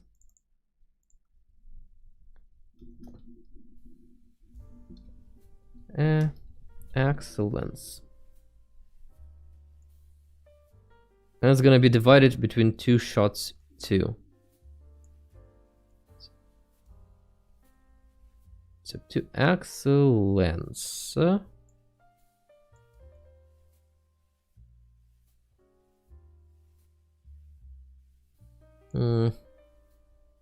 Kind of want to speed this up as well. Maybe like so. I have it everything like that. Let's see how that changes the cut then. Doo-doo-doo. So we get to excellence on this doo-doo-doo stuff going on.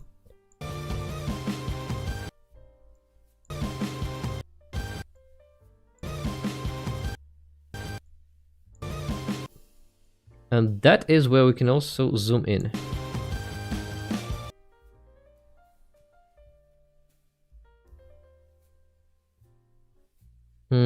Though wait, we don't have that much time with the sound in here. Because I imagine that this is where it would end, so we have.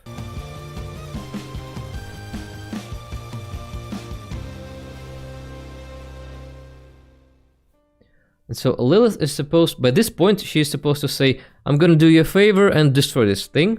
And she storms off to the rest of the house.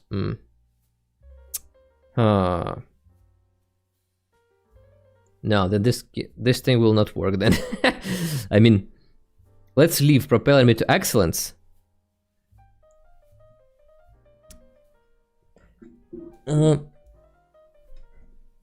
Propelling me to excellence.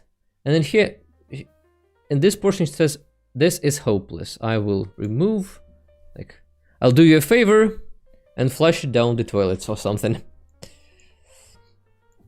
Hmm.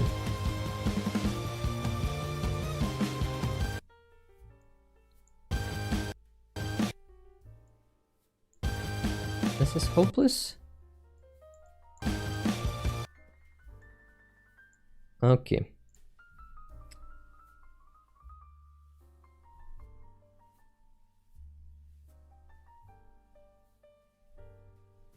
Let's do just one close-up like this.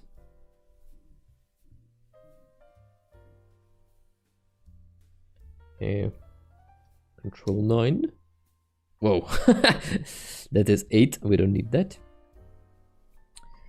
So she needs to finish that line. So let's say talk string animated wings once again. 9. We will film that.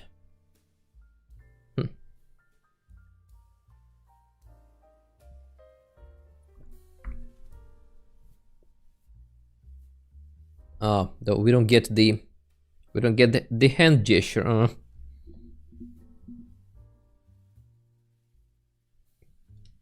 Let's widen the shot and let's shoot her like that, so that we get the hand as well.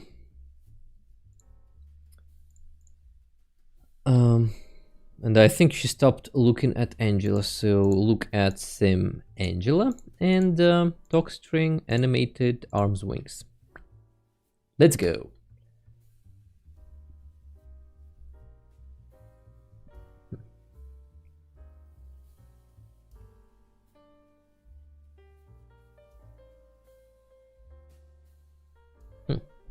All right. Let's see what we got in the end then. So it's this portion. Oh, I know what the problem will be now. Damn it.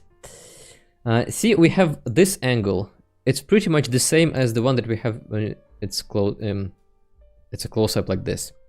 Usually you don't want to be filming with the same camera angles, because it's gonna feel... Let me just put it back in. So we end up with her holding a hand like that. So let's find that same gesture. Maybe even this one.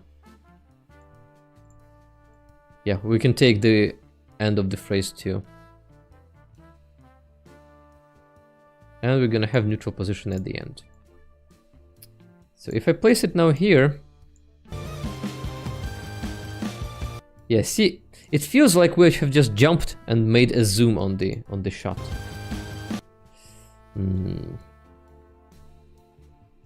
So let's try and film her like this, with the camera as if we are, you know, filming from Angela's perspective.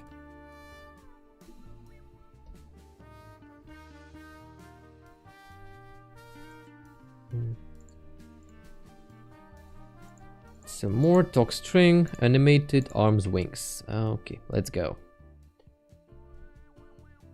Oh no, he's doing the flipped version of the animation. God damn it. So sometimes the game does that. Just, I assume to avoid some repetitiveness. And so just flips the animation for you.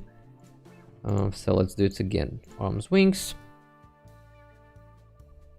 Oh yeah, now it's the correct one.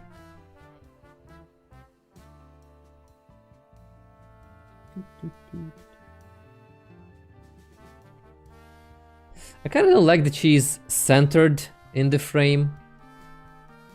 I would much rather prefer her to be in, like, you know, in the third portion, but that this way we are just abandoning that rule. So now, okay, this one we don't need anymore. Let's take the latest shot and get the same.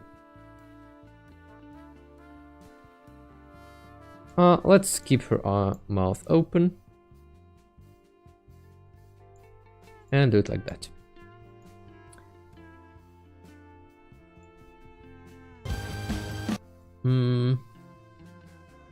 No, wait, her mouth is closed there, so maybe like that.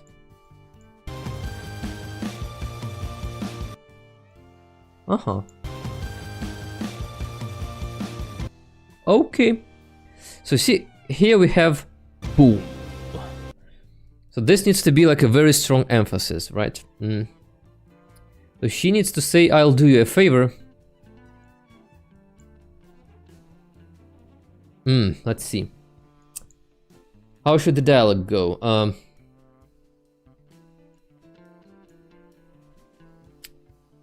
Propel me to excellence. This is hopeless. Like, I'll... Or maybe we'll divide it after all, but like, propelling me to excellence.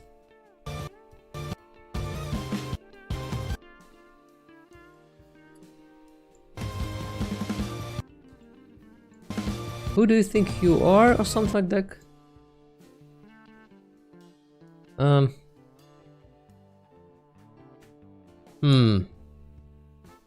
I do like that she is saying propelling me to excellence on the portion where she is wiggling with her hand. You know what we can do? Let's flip how it has been played. So she is now starting from... where was it? So she will now start from her hand gesture.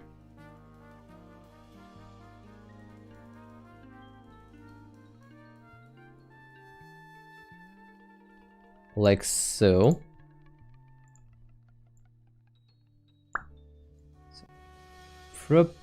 Oh, but then again, the mask.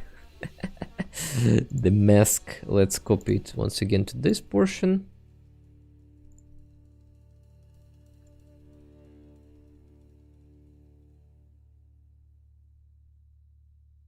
So propelling me to excellence. And then here, like, this is hopeless. Yeah, she's kind of like holding her head, and yeah, kind of makes sense that she'll say that.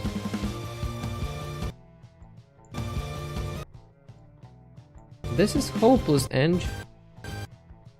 And then in this case, we need to change this portion as well. So we need then the beginning part. And she says kind of like, I'll help you out. Cool. I'll help you out, and then she says, I'll burn the thing. Oh yes. And then we can probably, maybe even using the vertigo effect, we will show the shock on Angela's face when she's like, what? What? You're gonna burn my speech that I have been working on the whole night? And then they'll start chasing around the house. Ooh, yes. I think I like how it's turning out. So let's delete this portion, and let's see. So it's the part where she's like, huh, being very open. So after this thing, like, oh, wait, no, in here. I'll help you out. I'll do you a favor. And burn the thing. So let's see how it looks now. Speed duration, and reverse this clip as well. So starting off with the hand.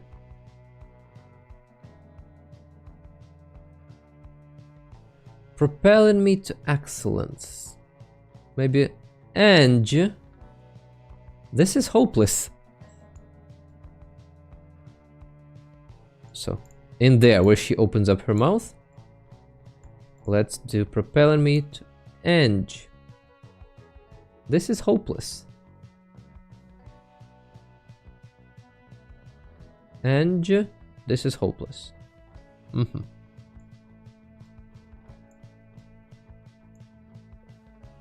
And up to this point. So this is supposed to be just Ange. Ah, no! What's going on?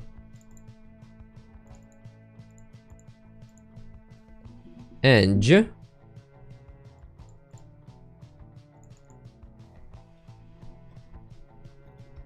This is hopeless.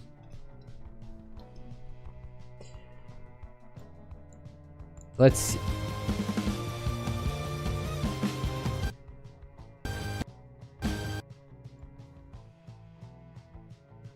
Or maybe this is hopeless.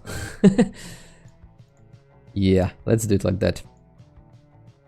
This is now I need my roll and edit tool.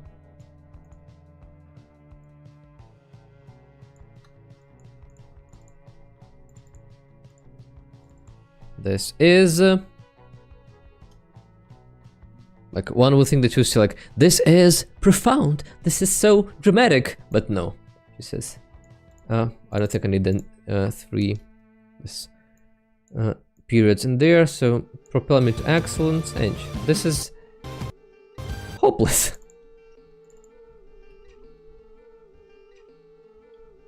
This is hopeless.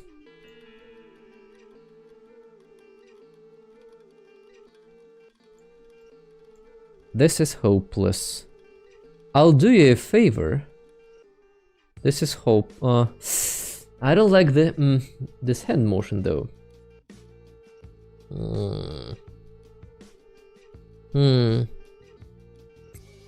Let's see. What can she be saying when she is doing this hand thing? Because we do have some time before that. Do we? No, we don't. I think I need to speed up this animation as well, by the way.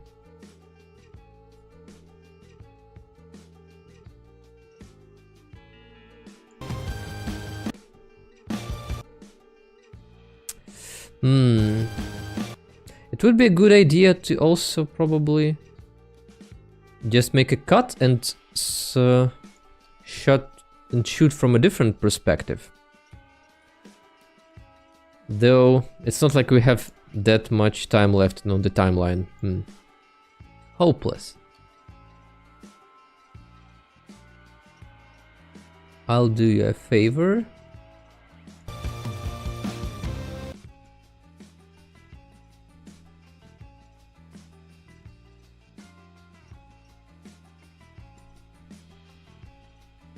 Let's see. Oh, wait, that's not the one. If I speed this up like this, how will it look?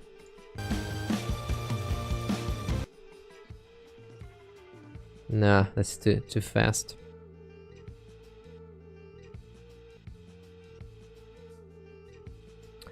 One technique that we can try to fix this is copying this and reverting the duration back to its normal thing. So we had it like this, and then she will do the opposite. Let me help you out. And let's see how that works. So she's... whoop.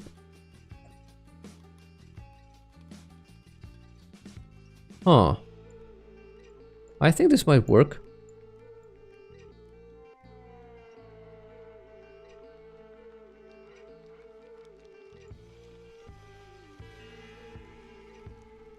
And make the cut on this. Don't know. Thinking process. Hopeless.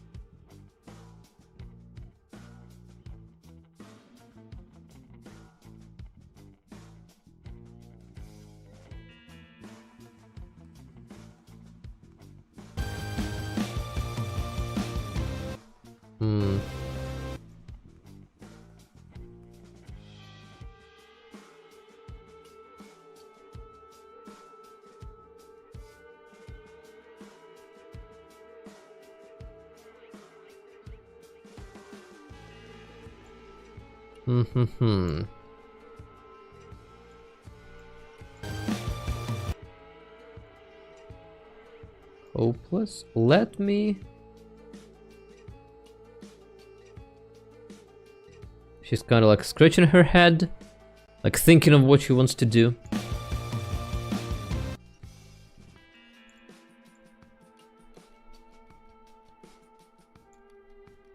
Or hopeless. I'll do you a favor. Let me do you a favor. But and then and get rid of this thing. Let me do a favor and get rid of this thing. And she's just running off.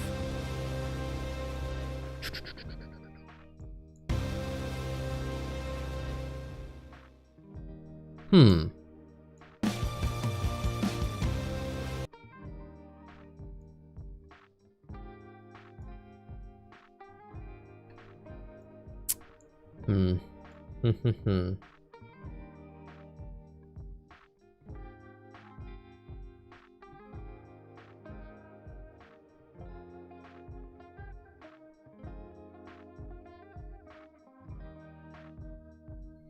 If this portion wasn't this small, you know what we could do? We could hide this let me do you a favor behind Angela's reaction to Lilith, basically like insulting Angela in here. So she says hopeless.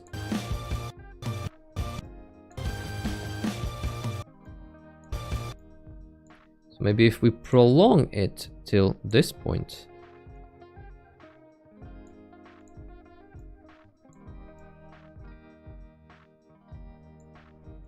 And then we switch. So let's see. We can take one of these shots, yes.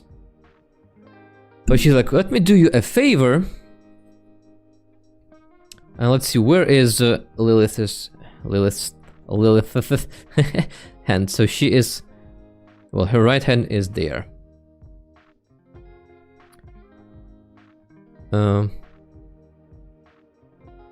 She'll probably be, I mean, Angela probably is standing with her. Well, actually, hands like that, yeah, to her hip.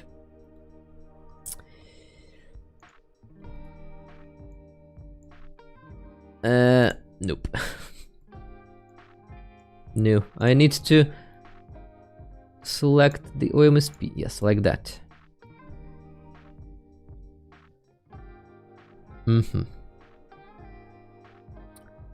And she needs to do something like, like an annoyed expression.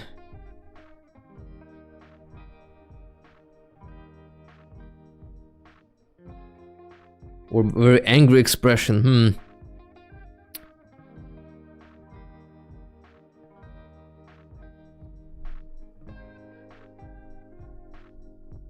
Maybe, let me do you a favor, and then it's gonna be like a dramatic effect when we zoom in on Lilith in here. Maybe we can even do what they call like an intershot montage.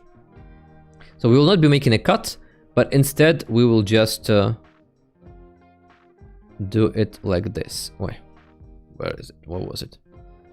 So we would take this shot, but maybe then we need to position her in the center right away, so that the zoom looks very authentic, like that. Yes! So let's take this as Control 7. And, but needs to be like all the way there.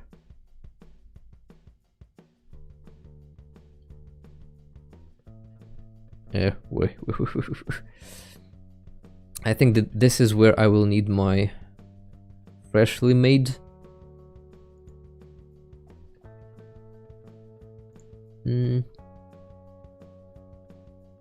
preset for zooms, like so. Now let's see, what have we got now. So this is the maximum, Control 7. So when she says that, we go push in and we... Wait, we need to push in and we need to... So wait, we need to be all the way like zoomed in on her. So what, like that? Whoa, that is like an extreme zoom. I believe at this point I'm somewhere behind the curtain, am I? Or rather, yeah, behind the booth, the glass. So maybe like this. And then we... No, that doesn't work. It's supposed to be like, whoop. So we are supposed to...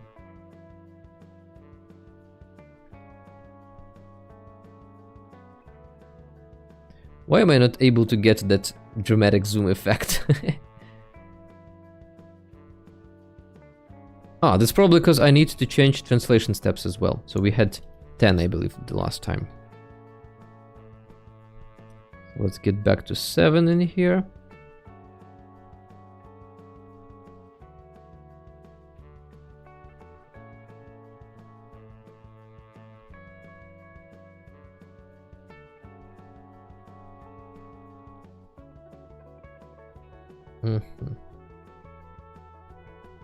So we are all the way out.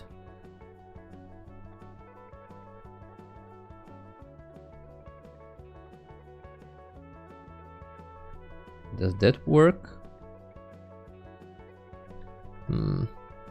Let's go closer. To be closer, Angela needs to be in the very center. I wonder if there is, by the way, another effect, like center point.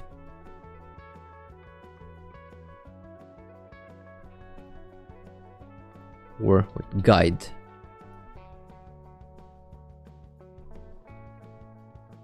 Point, line, composition center lines. Yes. Oh well, that's so cool. Let me active to top, and this is gonna be this way. It's gonna be way easier to find the exact center of the shot. So let me assign actually the same. What do you call it? A keyboard.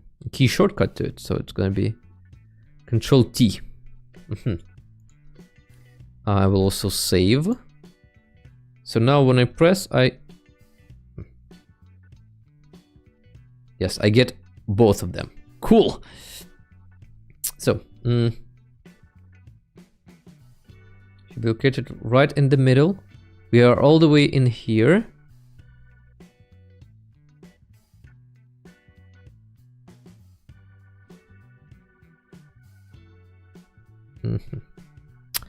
It's not very dramatic. Though the zoom does look pretty cool.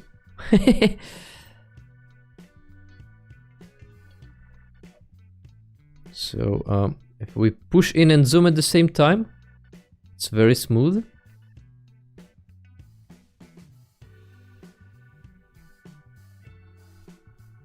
But I believe it was supposed to be the opposite. So as we push out, we are supposed to be zooming in on her. And it's the opposite. When we are moving in, we are supposed to be zooming out. Oh.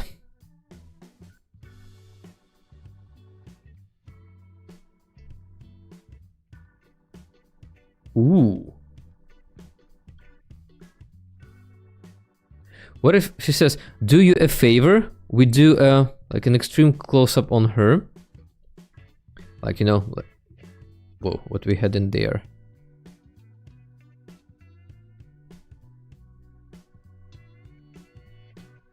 Whoa.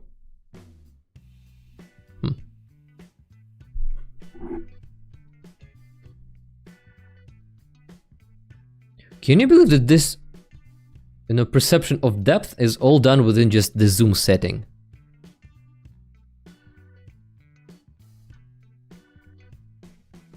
I don't know, they feel just so much closer this way, as if they are just standing right to each other, but then you zoom out and you see that, well, there's like a whole room between them. So, wait. Once again, we are all the way out here.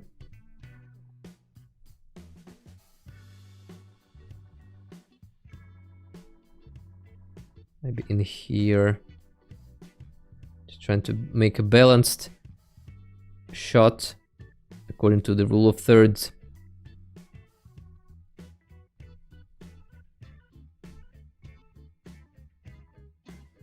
Maybe like so. Yes.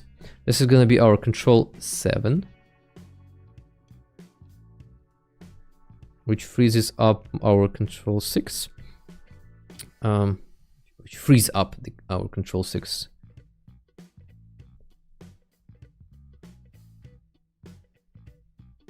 Our control 6 is gonna be an extreme close-up on her.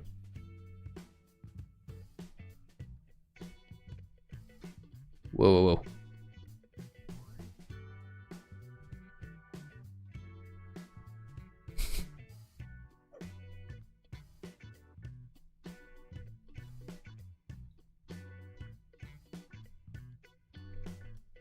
An extreme close-up, a bit less extreme.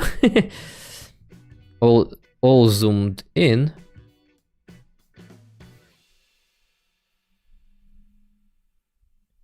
Yeah, let's have her face in there. Control 6. So we have this thing going on.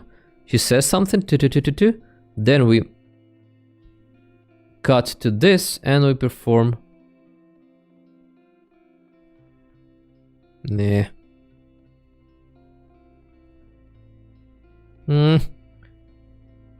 Doesn't work in a dramatic way.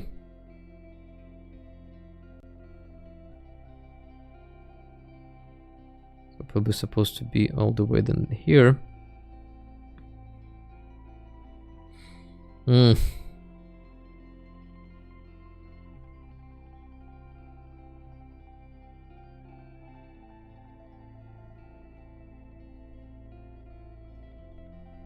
Well, we don't need to see her teeth. Like this.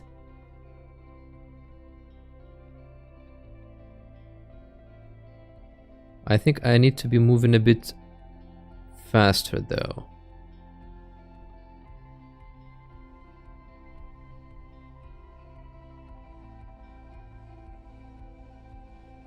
Maybe let's do it like this.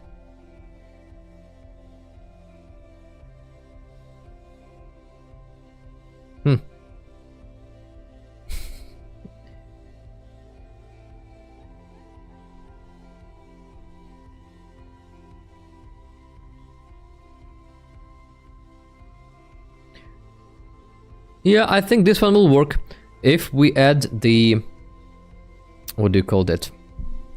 The shock or something interaction in here. I think, yeah, that one will work.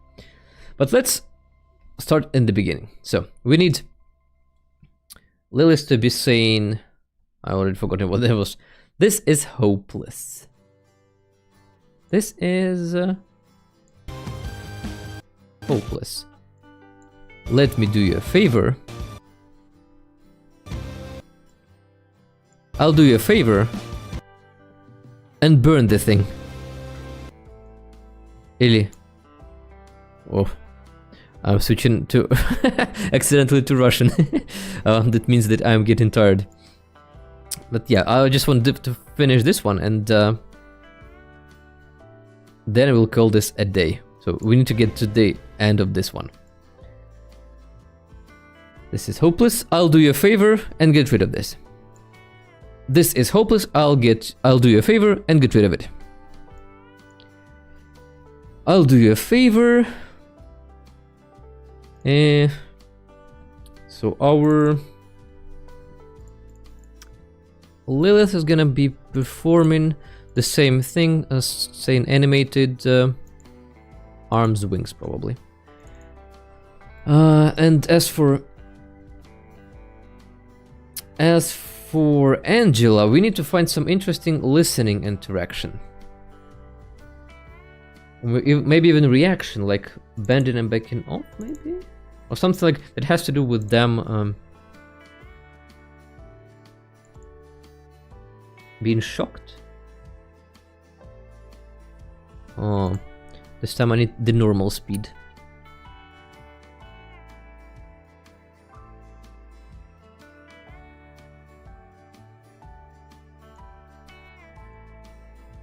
What if we can do the backwards trick and we start in this position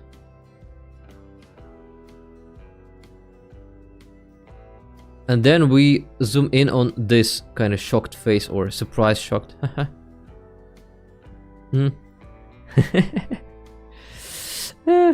Yeah, exactly, SP Lover. That happens when you don't have enough tea in your system. So please, drink tea. Well, I think I know which one you're referring to, where this fabric, these details, or there's like a salesperson talking about clothes or something. Look how much fashion this is, or something like that. So back to my place, oh forget it.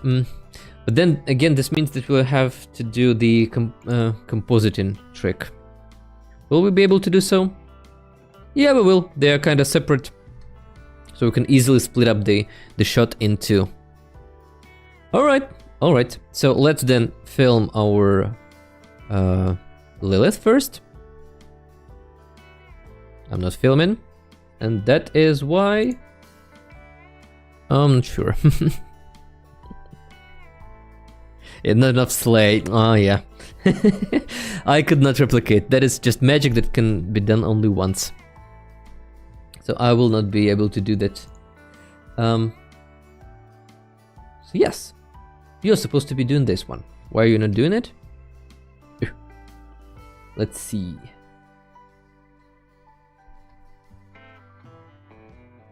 Oh, damn it. She performs the flipped animation once again. And since I told her to do the overlay stuff, I need her to stop doing it like that. So talk string, animated arms wings start. Let's hope that she gets the right one this time. So do something to the right side of the screen, please. Ah, no, again.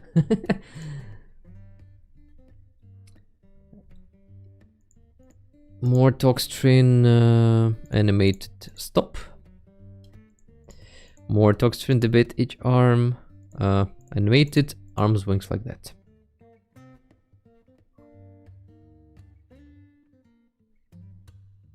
Let's go. Sometimes when you want her to do it the right way, she is just not willing to do the right form of animation. Please, girl, talk string, animated, stop doing that. More talk string, animated, debate each arms. Wait. Arms wings, yeah. Sorry, it was my mind playing tricks on me.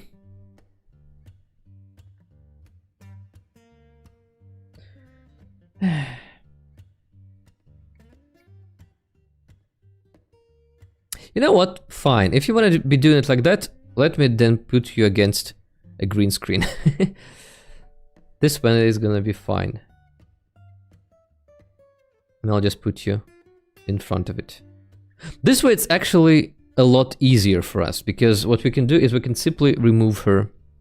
I mean, remove Lilith altogether from the picture, and she will not she'll be in the way. So OMSP is still there, so when I place her back, she'll be exactly where I want her to be. Now let's work on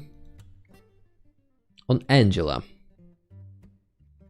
Angela needs to be performing back to my place. Oh, forget it. Though wait. Lilith is supposed to be standing there, because I need to tell Angela to look in her direction. Otherwise it's gonna look... yeah. Though she's kind of directly staring at her, so yeah. That's not important. Angela, let's do what? Reaction negative. Back to my place, oh forget it. And let's do that. So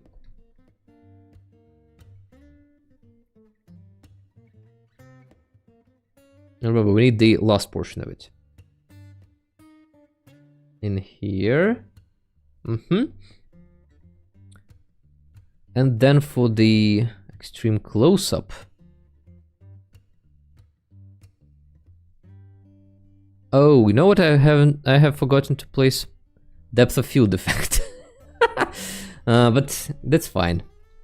We can do without it, I believe. Maybe we'll add it particularly for this scene.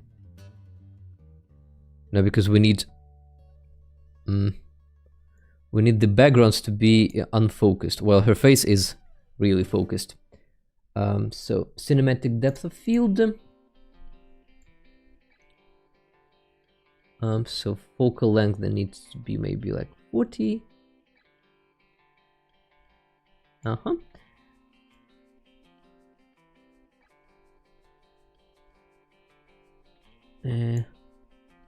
Let's have it default value. And then focus is gonna be located.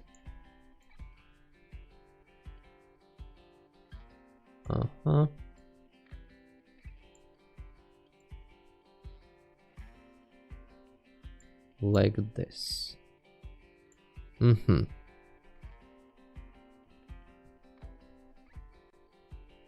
effect is probably not that visible.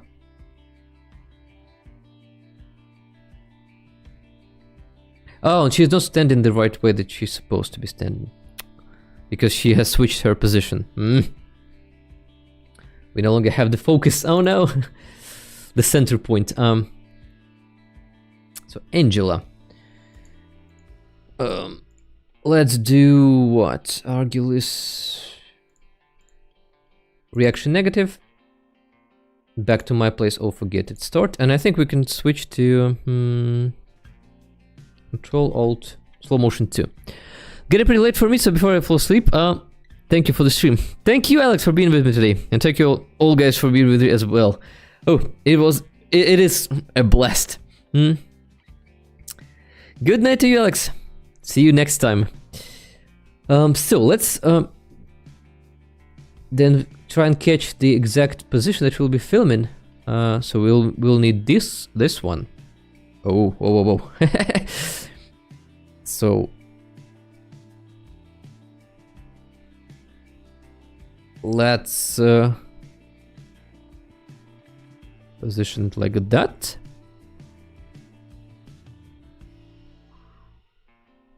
Will that work? No, it doesn't work.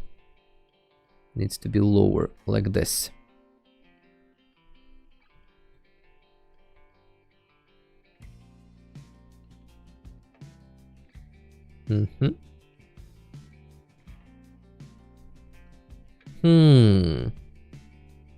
Or can we start with this and arrive in here?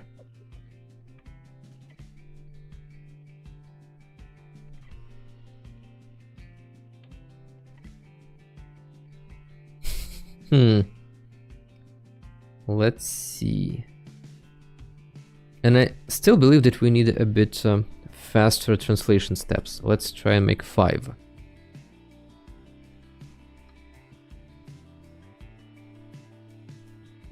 Wait. Once again, so it's like this.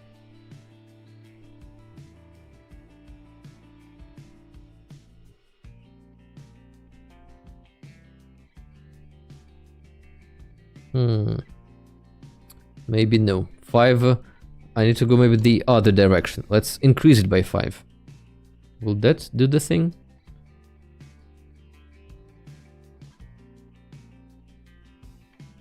She is like that.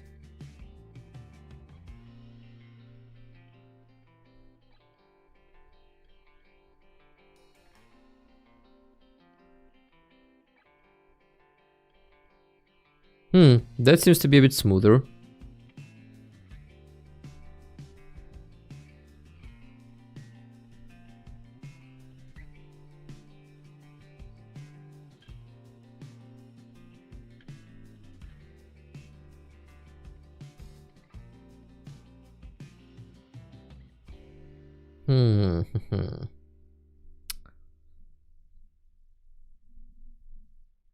What if we start at this point?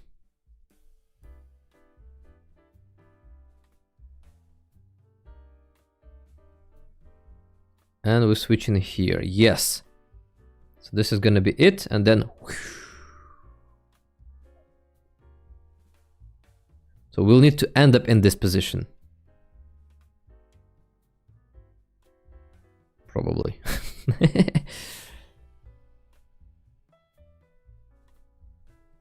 And that is done by S and Z at the same time.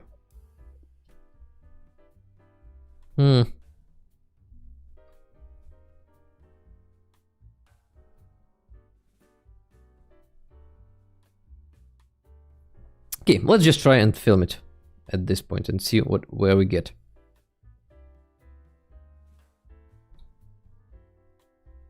Oh wait, messed up. Ooh, this is where I need to become like a spider. So I press record, start the game, and at the same time I need to start moving the camera. Oh man.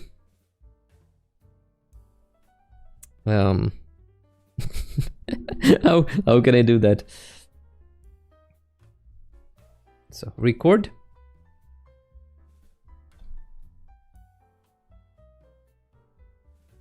Nope, that did not work at all. First of all, let's get slow motion for back.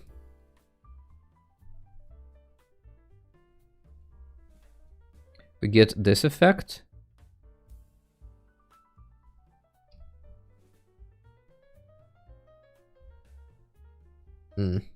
Nope.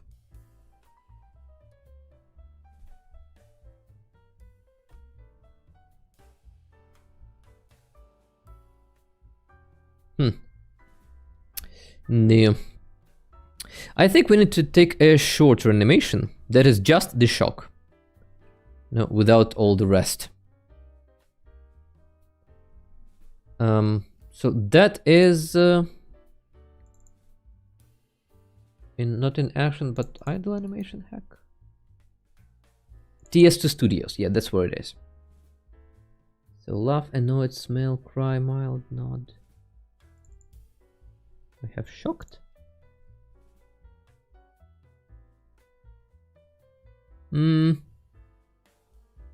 But it's shock, not that kind of a shock.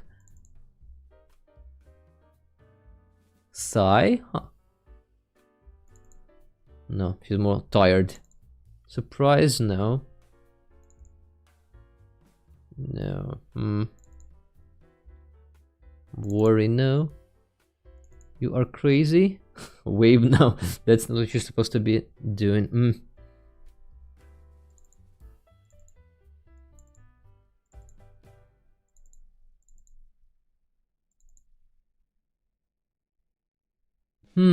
Tantrum? She is pissed.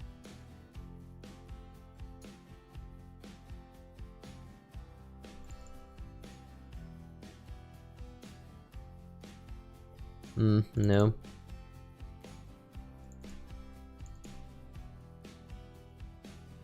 Disgust? No. Fine? No.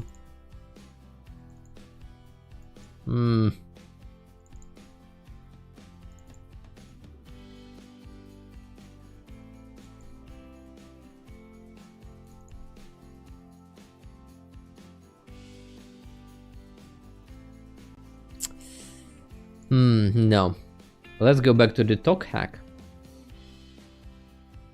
Maybe toxicity hack. Reaction.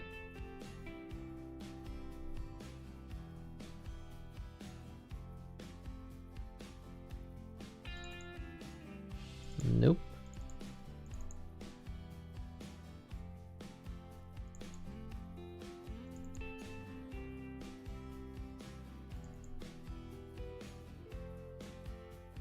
This shiver animation here, she's kinda scared in there.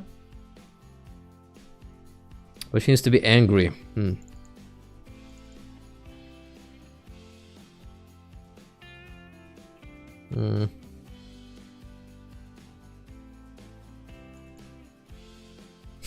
Ooh. No, not the one. Let's see.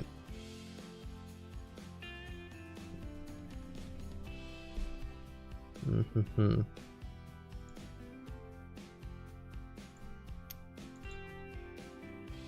Talk hack once again, and what are the reaction maybe disagreeing we have?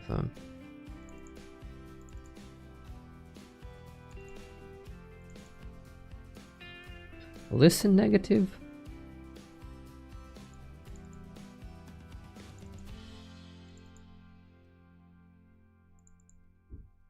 Or maybe, wait, it's argue listener. Yeah, that's one.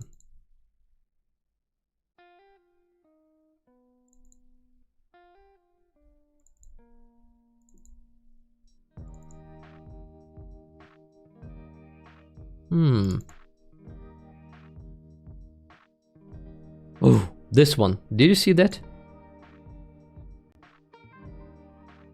What? It's like genuine shock on her face.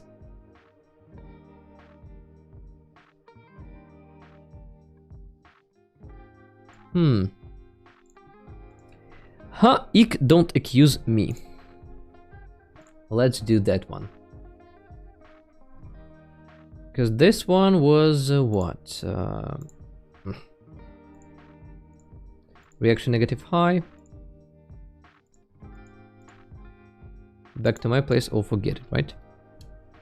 Let's do instead ha, ik don't accuse me. Let's see what we get.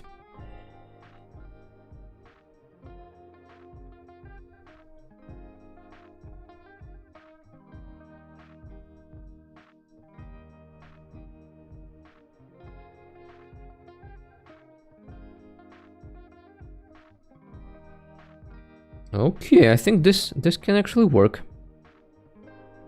So.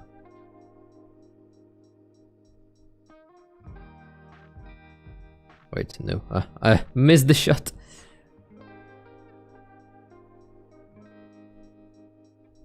No. Again.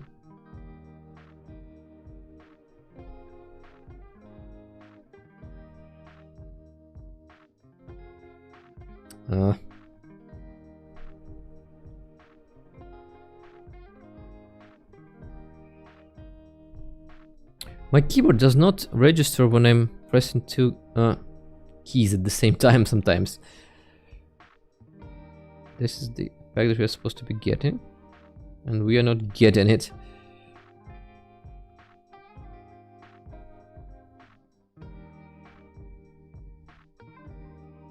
And also, we need to focus the camera differently.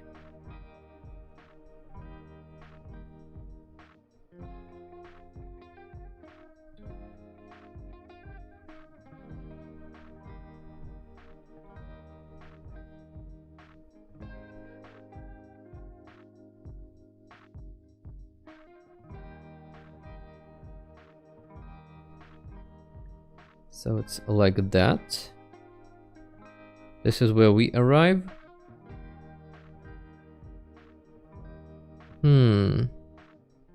Hey there, Adam.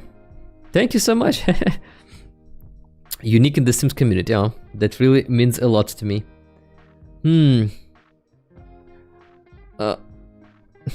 If only with that uniqueness I could make the camera do exactly what I needed to do.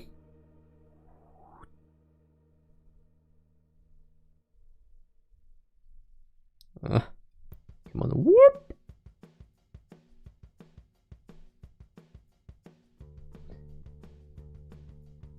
So, like, this is totally zoomed in.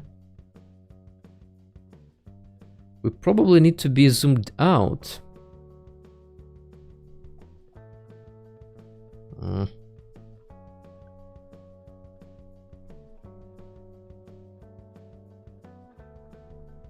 Let's do like this. We'll have her two pupils being in the thirds. Control 6. And we need to somehow arrive in here. So that can be done from this position by pressing forward and zoom. no.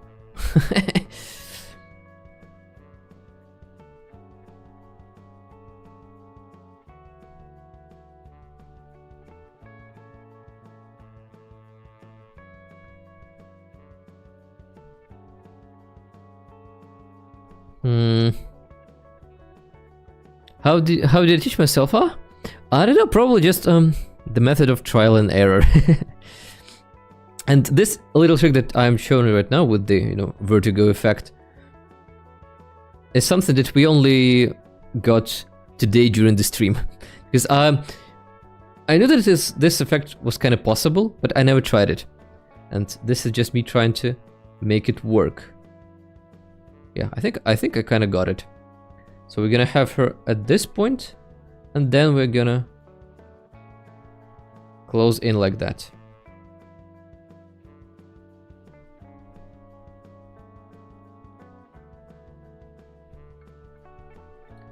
All right. So.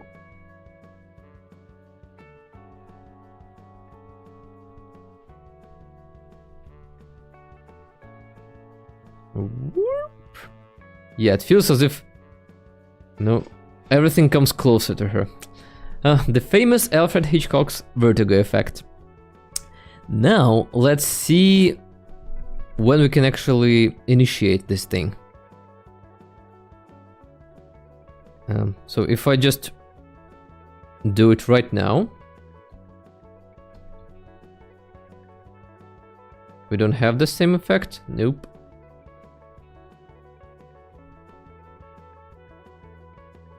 Nope. And I think since everything is in slow-mo, we need to even bump that up a bit. So let's see. She's now really slowed down. It's the starting position. F12 to start.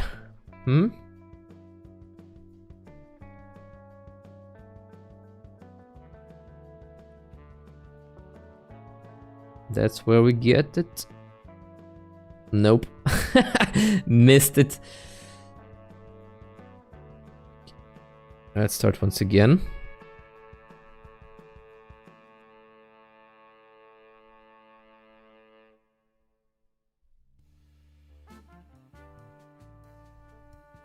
I think I got it. I think I got it. Let's see. Hooray! Have I tried to do Machinima in other Sims? No. To be honest, I haven't. I was thinking of trying to do that in The Sims 4 because it seems like in the later rendition you have more tools available and like animations are more easily accessible to you, with Blender and stuff. But at this point, I believe it's just too much learning from you, like in you. So I'm kind of reluctant to try and do that. Okay. Do we have it? So it's her eyes closed. And we get this dramatic effect. How cool is that? I love filming. I simply love doing it. Let's see how that's gonna work with our music in here. So I'll even pause this thing.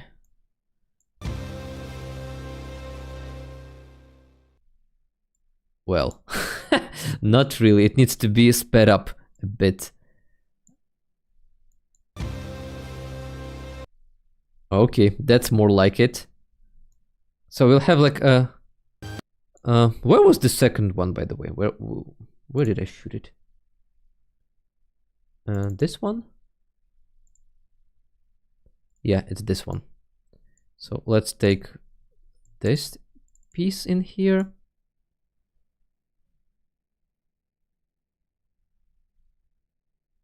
And see, she has eyes closed in here too. So maybe we can use that. So start with this and with her eyes closed, but close to this side.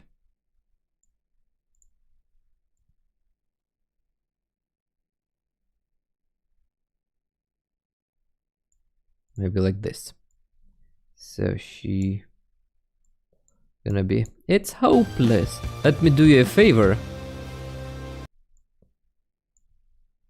Okay, I think it works.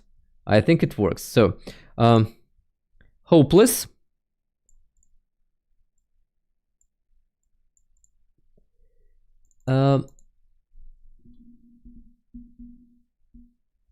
Let me do you a favor, though that seems wordy. Can slow this piece down? Which particular one?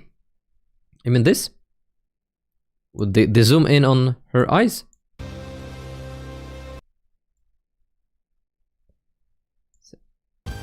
Hopeless? Or you mean this portion in here? Yeah, I can. So that's something that I'll have to work on to see which one works best. So this can be really, really stretched out.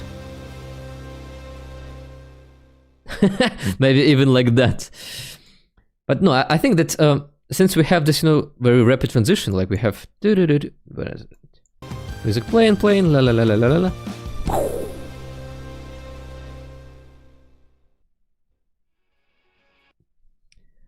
So then we have a second piece starting off, which is the music that they'll be having when they are chasing around after each other around the house.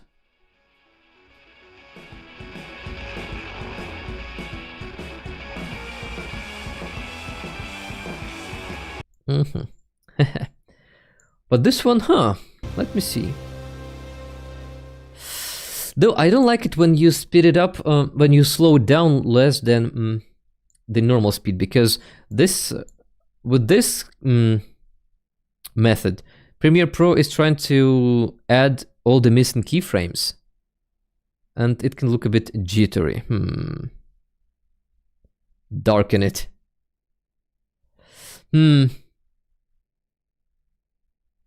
We can do that, yes.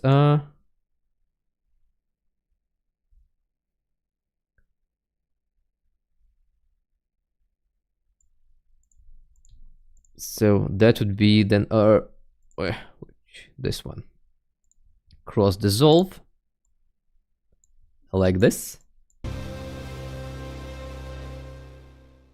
Well, I mean, that's something like as if it was the end, but no, we don't need to darken it, I think. Because yeah, it really makes it look as if, well, this is it, the end. Finita.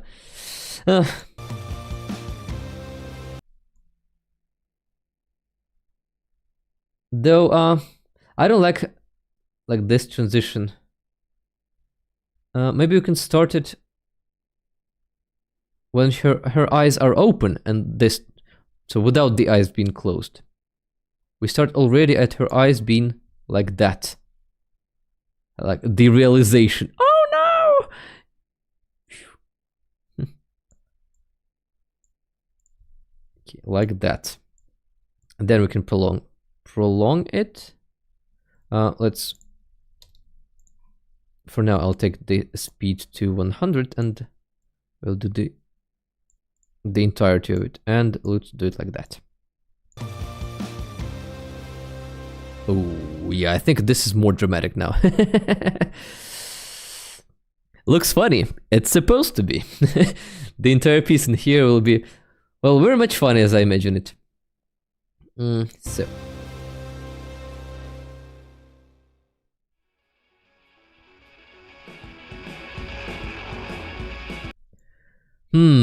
No, we need to put Lilith running as well. Maybe we'll do like I'll split this apart and we'll have like just the silent portion with Lilith's footsteps or running steps, whatever those are.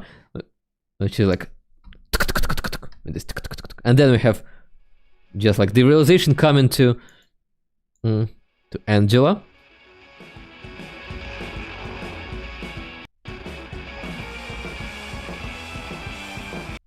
Maybe in here, like, something. I like it. Me too. Even that it doesn't sound very humble of me. But I do like what I have achieved today. I think... But I need to change this portion though. So that it better matches the expression that she has in here. So she is looking kind of to the right a bit. And maybe something like this.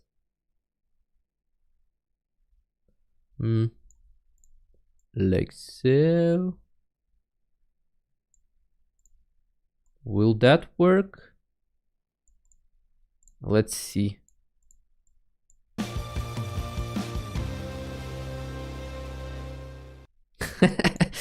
All right, but then remember that we still need to add Lilith to that thing. So, oh, have I closed it? So we need to add Lilith. Add Lilith to the mixture and everything becomes better. So.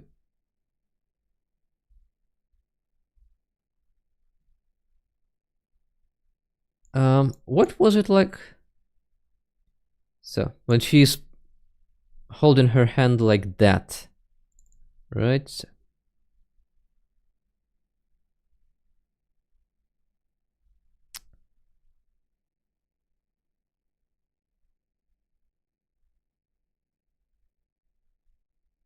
Let me do you a favor.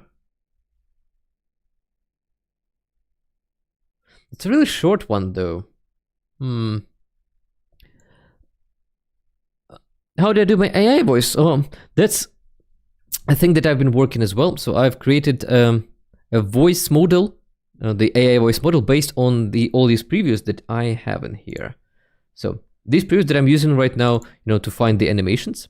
So they come with a voice track as well, right? So I took a bunch of that and I used I don't remember what it was called. Let me see. Oh no, I think it's not the thing that I need to be looking at. Just a second. Let me see where I have it. SSD AI. So it's an RVC model. So it's like a little program with which you can... here's what it looks like. Very scary stuff, but if we press this one where go web, though I can do it because I have currently running my OBS studio, and it will not allow me because it's using currently my video card. With it you can just extract all the voices and make it look... Oh, Jason, we don't need to see your announcement right now. Extracting all the voice lines and making an AI voice model based off that. And then it's just a matter of filming a machinima, kind of like I do right now. Making it look as if it's, matching the voices. Oh yeah, as for the lines themselves, some of them I performed myself, and then I changed my voice lines to what you can hear in the video. So stuff like, I don't remember which one it was, but well, part of those are mine, and then they were later turned into Belagost's voice. And part of those were created with the use of AI's like text-to-voice converter. So maybe later on I'll do like a more detailed guide on how you can do that, even like yourself. But then again, it takes time, and I need to make another voice model for that. But coming back to Lilith, let's see. Do we have a good one that we can use?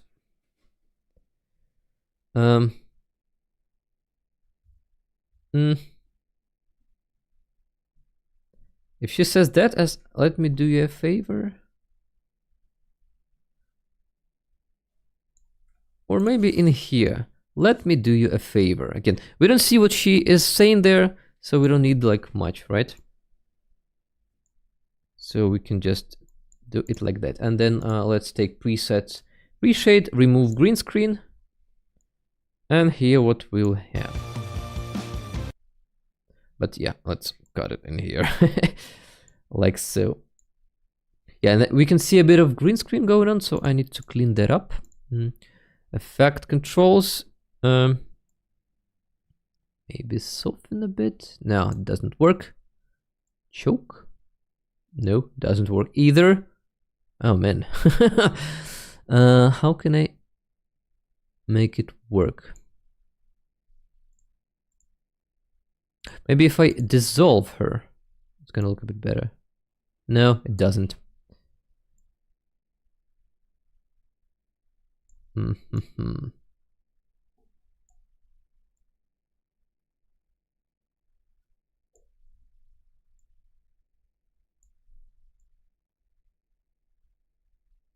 Yeah, this pedestal thing is really eating all the hair.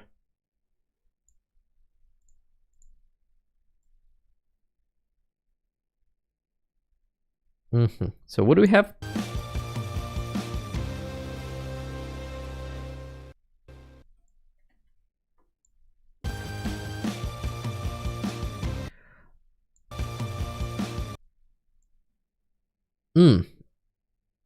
I see what I don't like. I don't like the fact that Angela is smiling in there.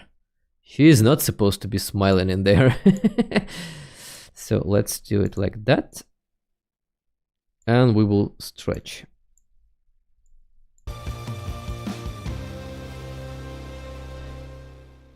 Okay. So once again, let's see, what do we have in here? So starting all the way from the part that we didn't have the last time I made a stream like this. So work on my speech. Lilith was showing the poster. Like, come on, prepare for our gig. And no, let me do it like that. I already know my part, because you have like 3 notes to play.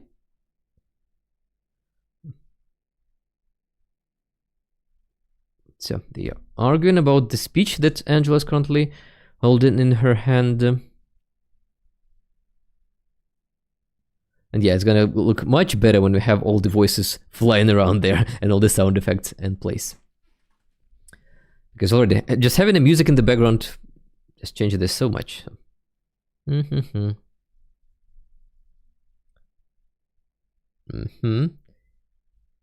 So, be perfect. Music coming in.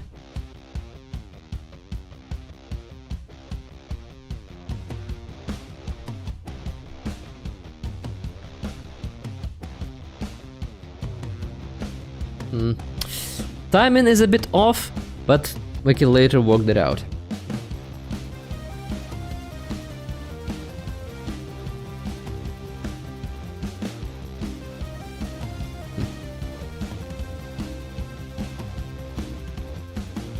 Oh, I do need this minute to sip the tea.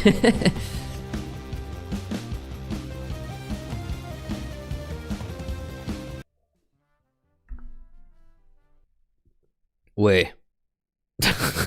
What is that? What is going on here? Have I just accidentally misplaced? Can you see? Can you hear the music? Like, like all this stuff going on, and wait, no, it wasn't here. It was closer to this. You. Oh, that's where Premiere Pro decides to freeze on me.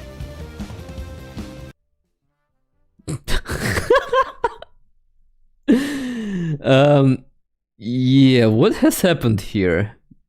I have somehow accidentally misplaced this bit.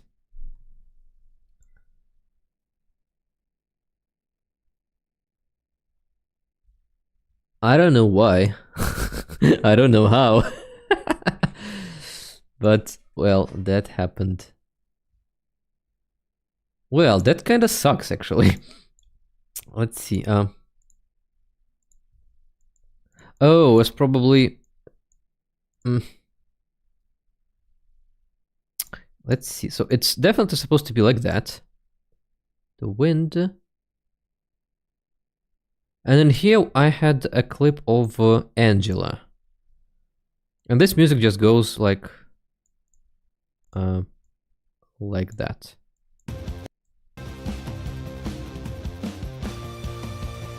Yeah, so let me just real quick find the portion with Angela in there.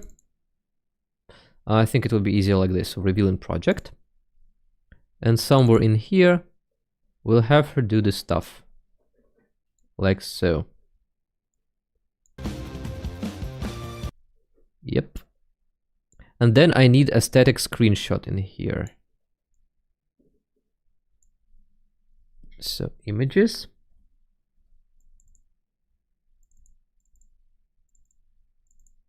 This one, yes. This one needs to go underneath it all. It's a good thing that we decided to check everything out because, well, that is simply hilarious. So, thank you for having been, yada yada yada.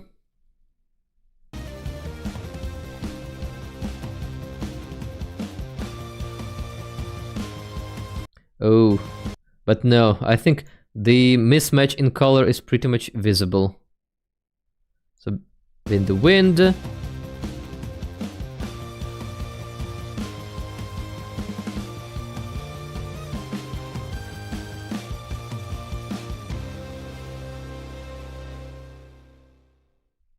Well, well, in terms of the footage, it works.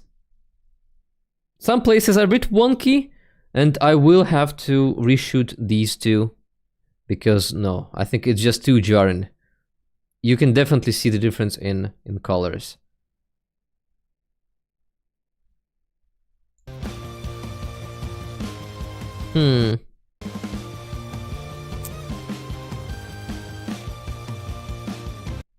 But just one final little touch is I will add this, what do you call this? Caption in here. Let me do you a favor. And get rid of it. Let me do a favor. I don't know, sounds a bit on the nose as they say it. Let me do you a favor. What would be like a less obvious way to put it? So let me do you a favor.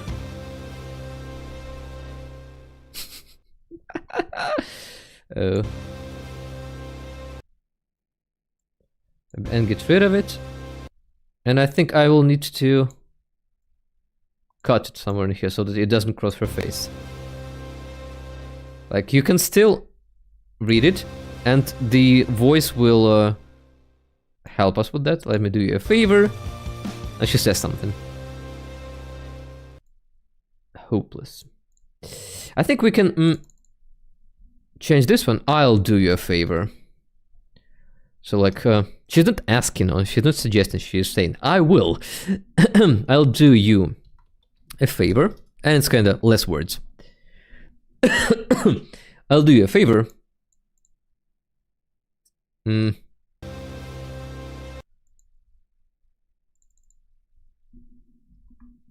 I don't know, burn it down.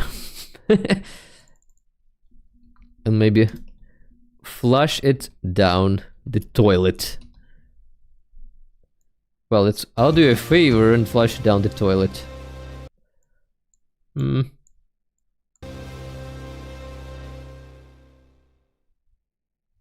So she's kind of being a bit more explicit.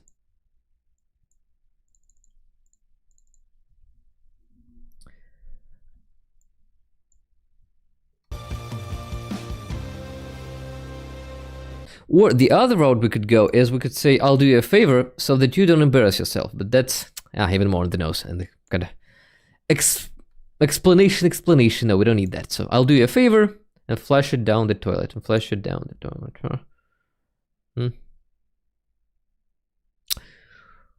What other ways can you say that you'll destroy something? Maybe using some slang. Flush it down the toilet. I'll do you a favor. Maybe read the world of this. I'll do you a favor and read the world. So, and read the world of this. Sounds a bit more sarcastic. Something that Lilith would say, I believe. I'll do you a favor and rid the world of this. This is hopeless. I'll do you a favor and rid the world of it. Of it, not this, because we repeat ourselves. I'll do you a favor and rid the world of it.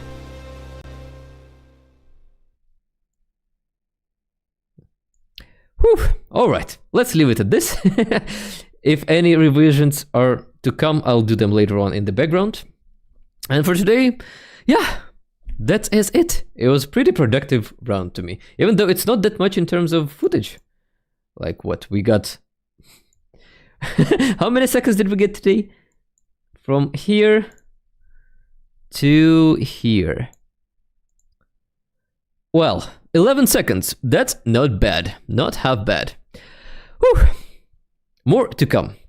So guys, thank you everyone for being with me today. It was a blast filming this thing. And I'll see you all in one of my future videos. Good luck.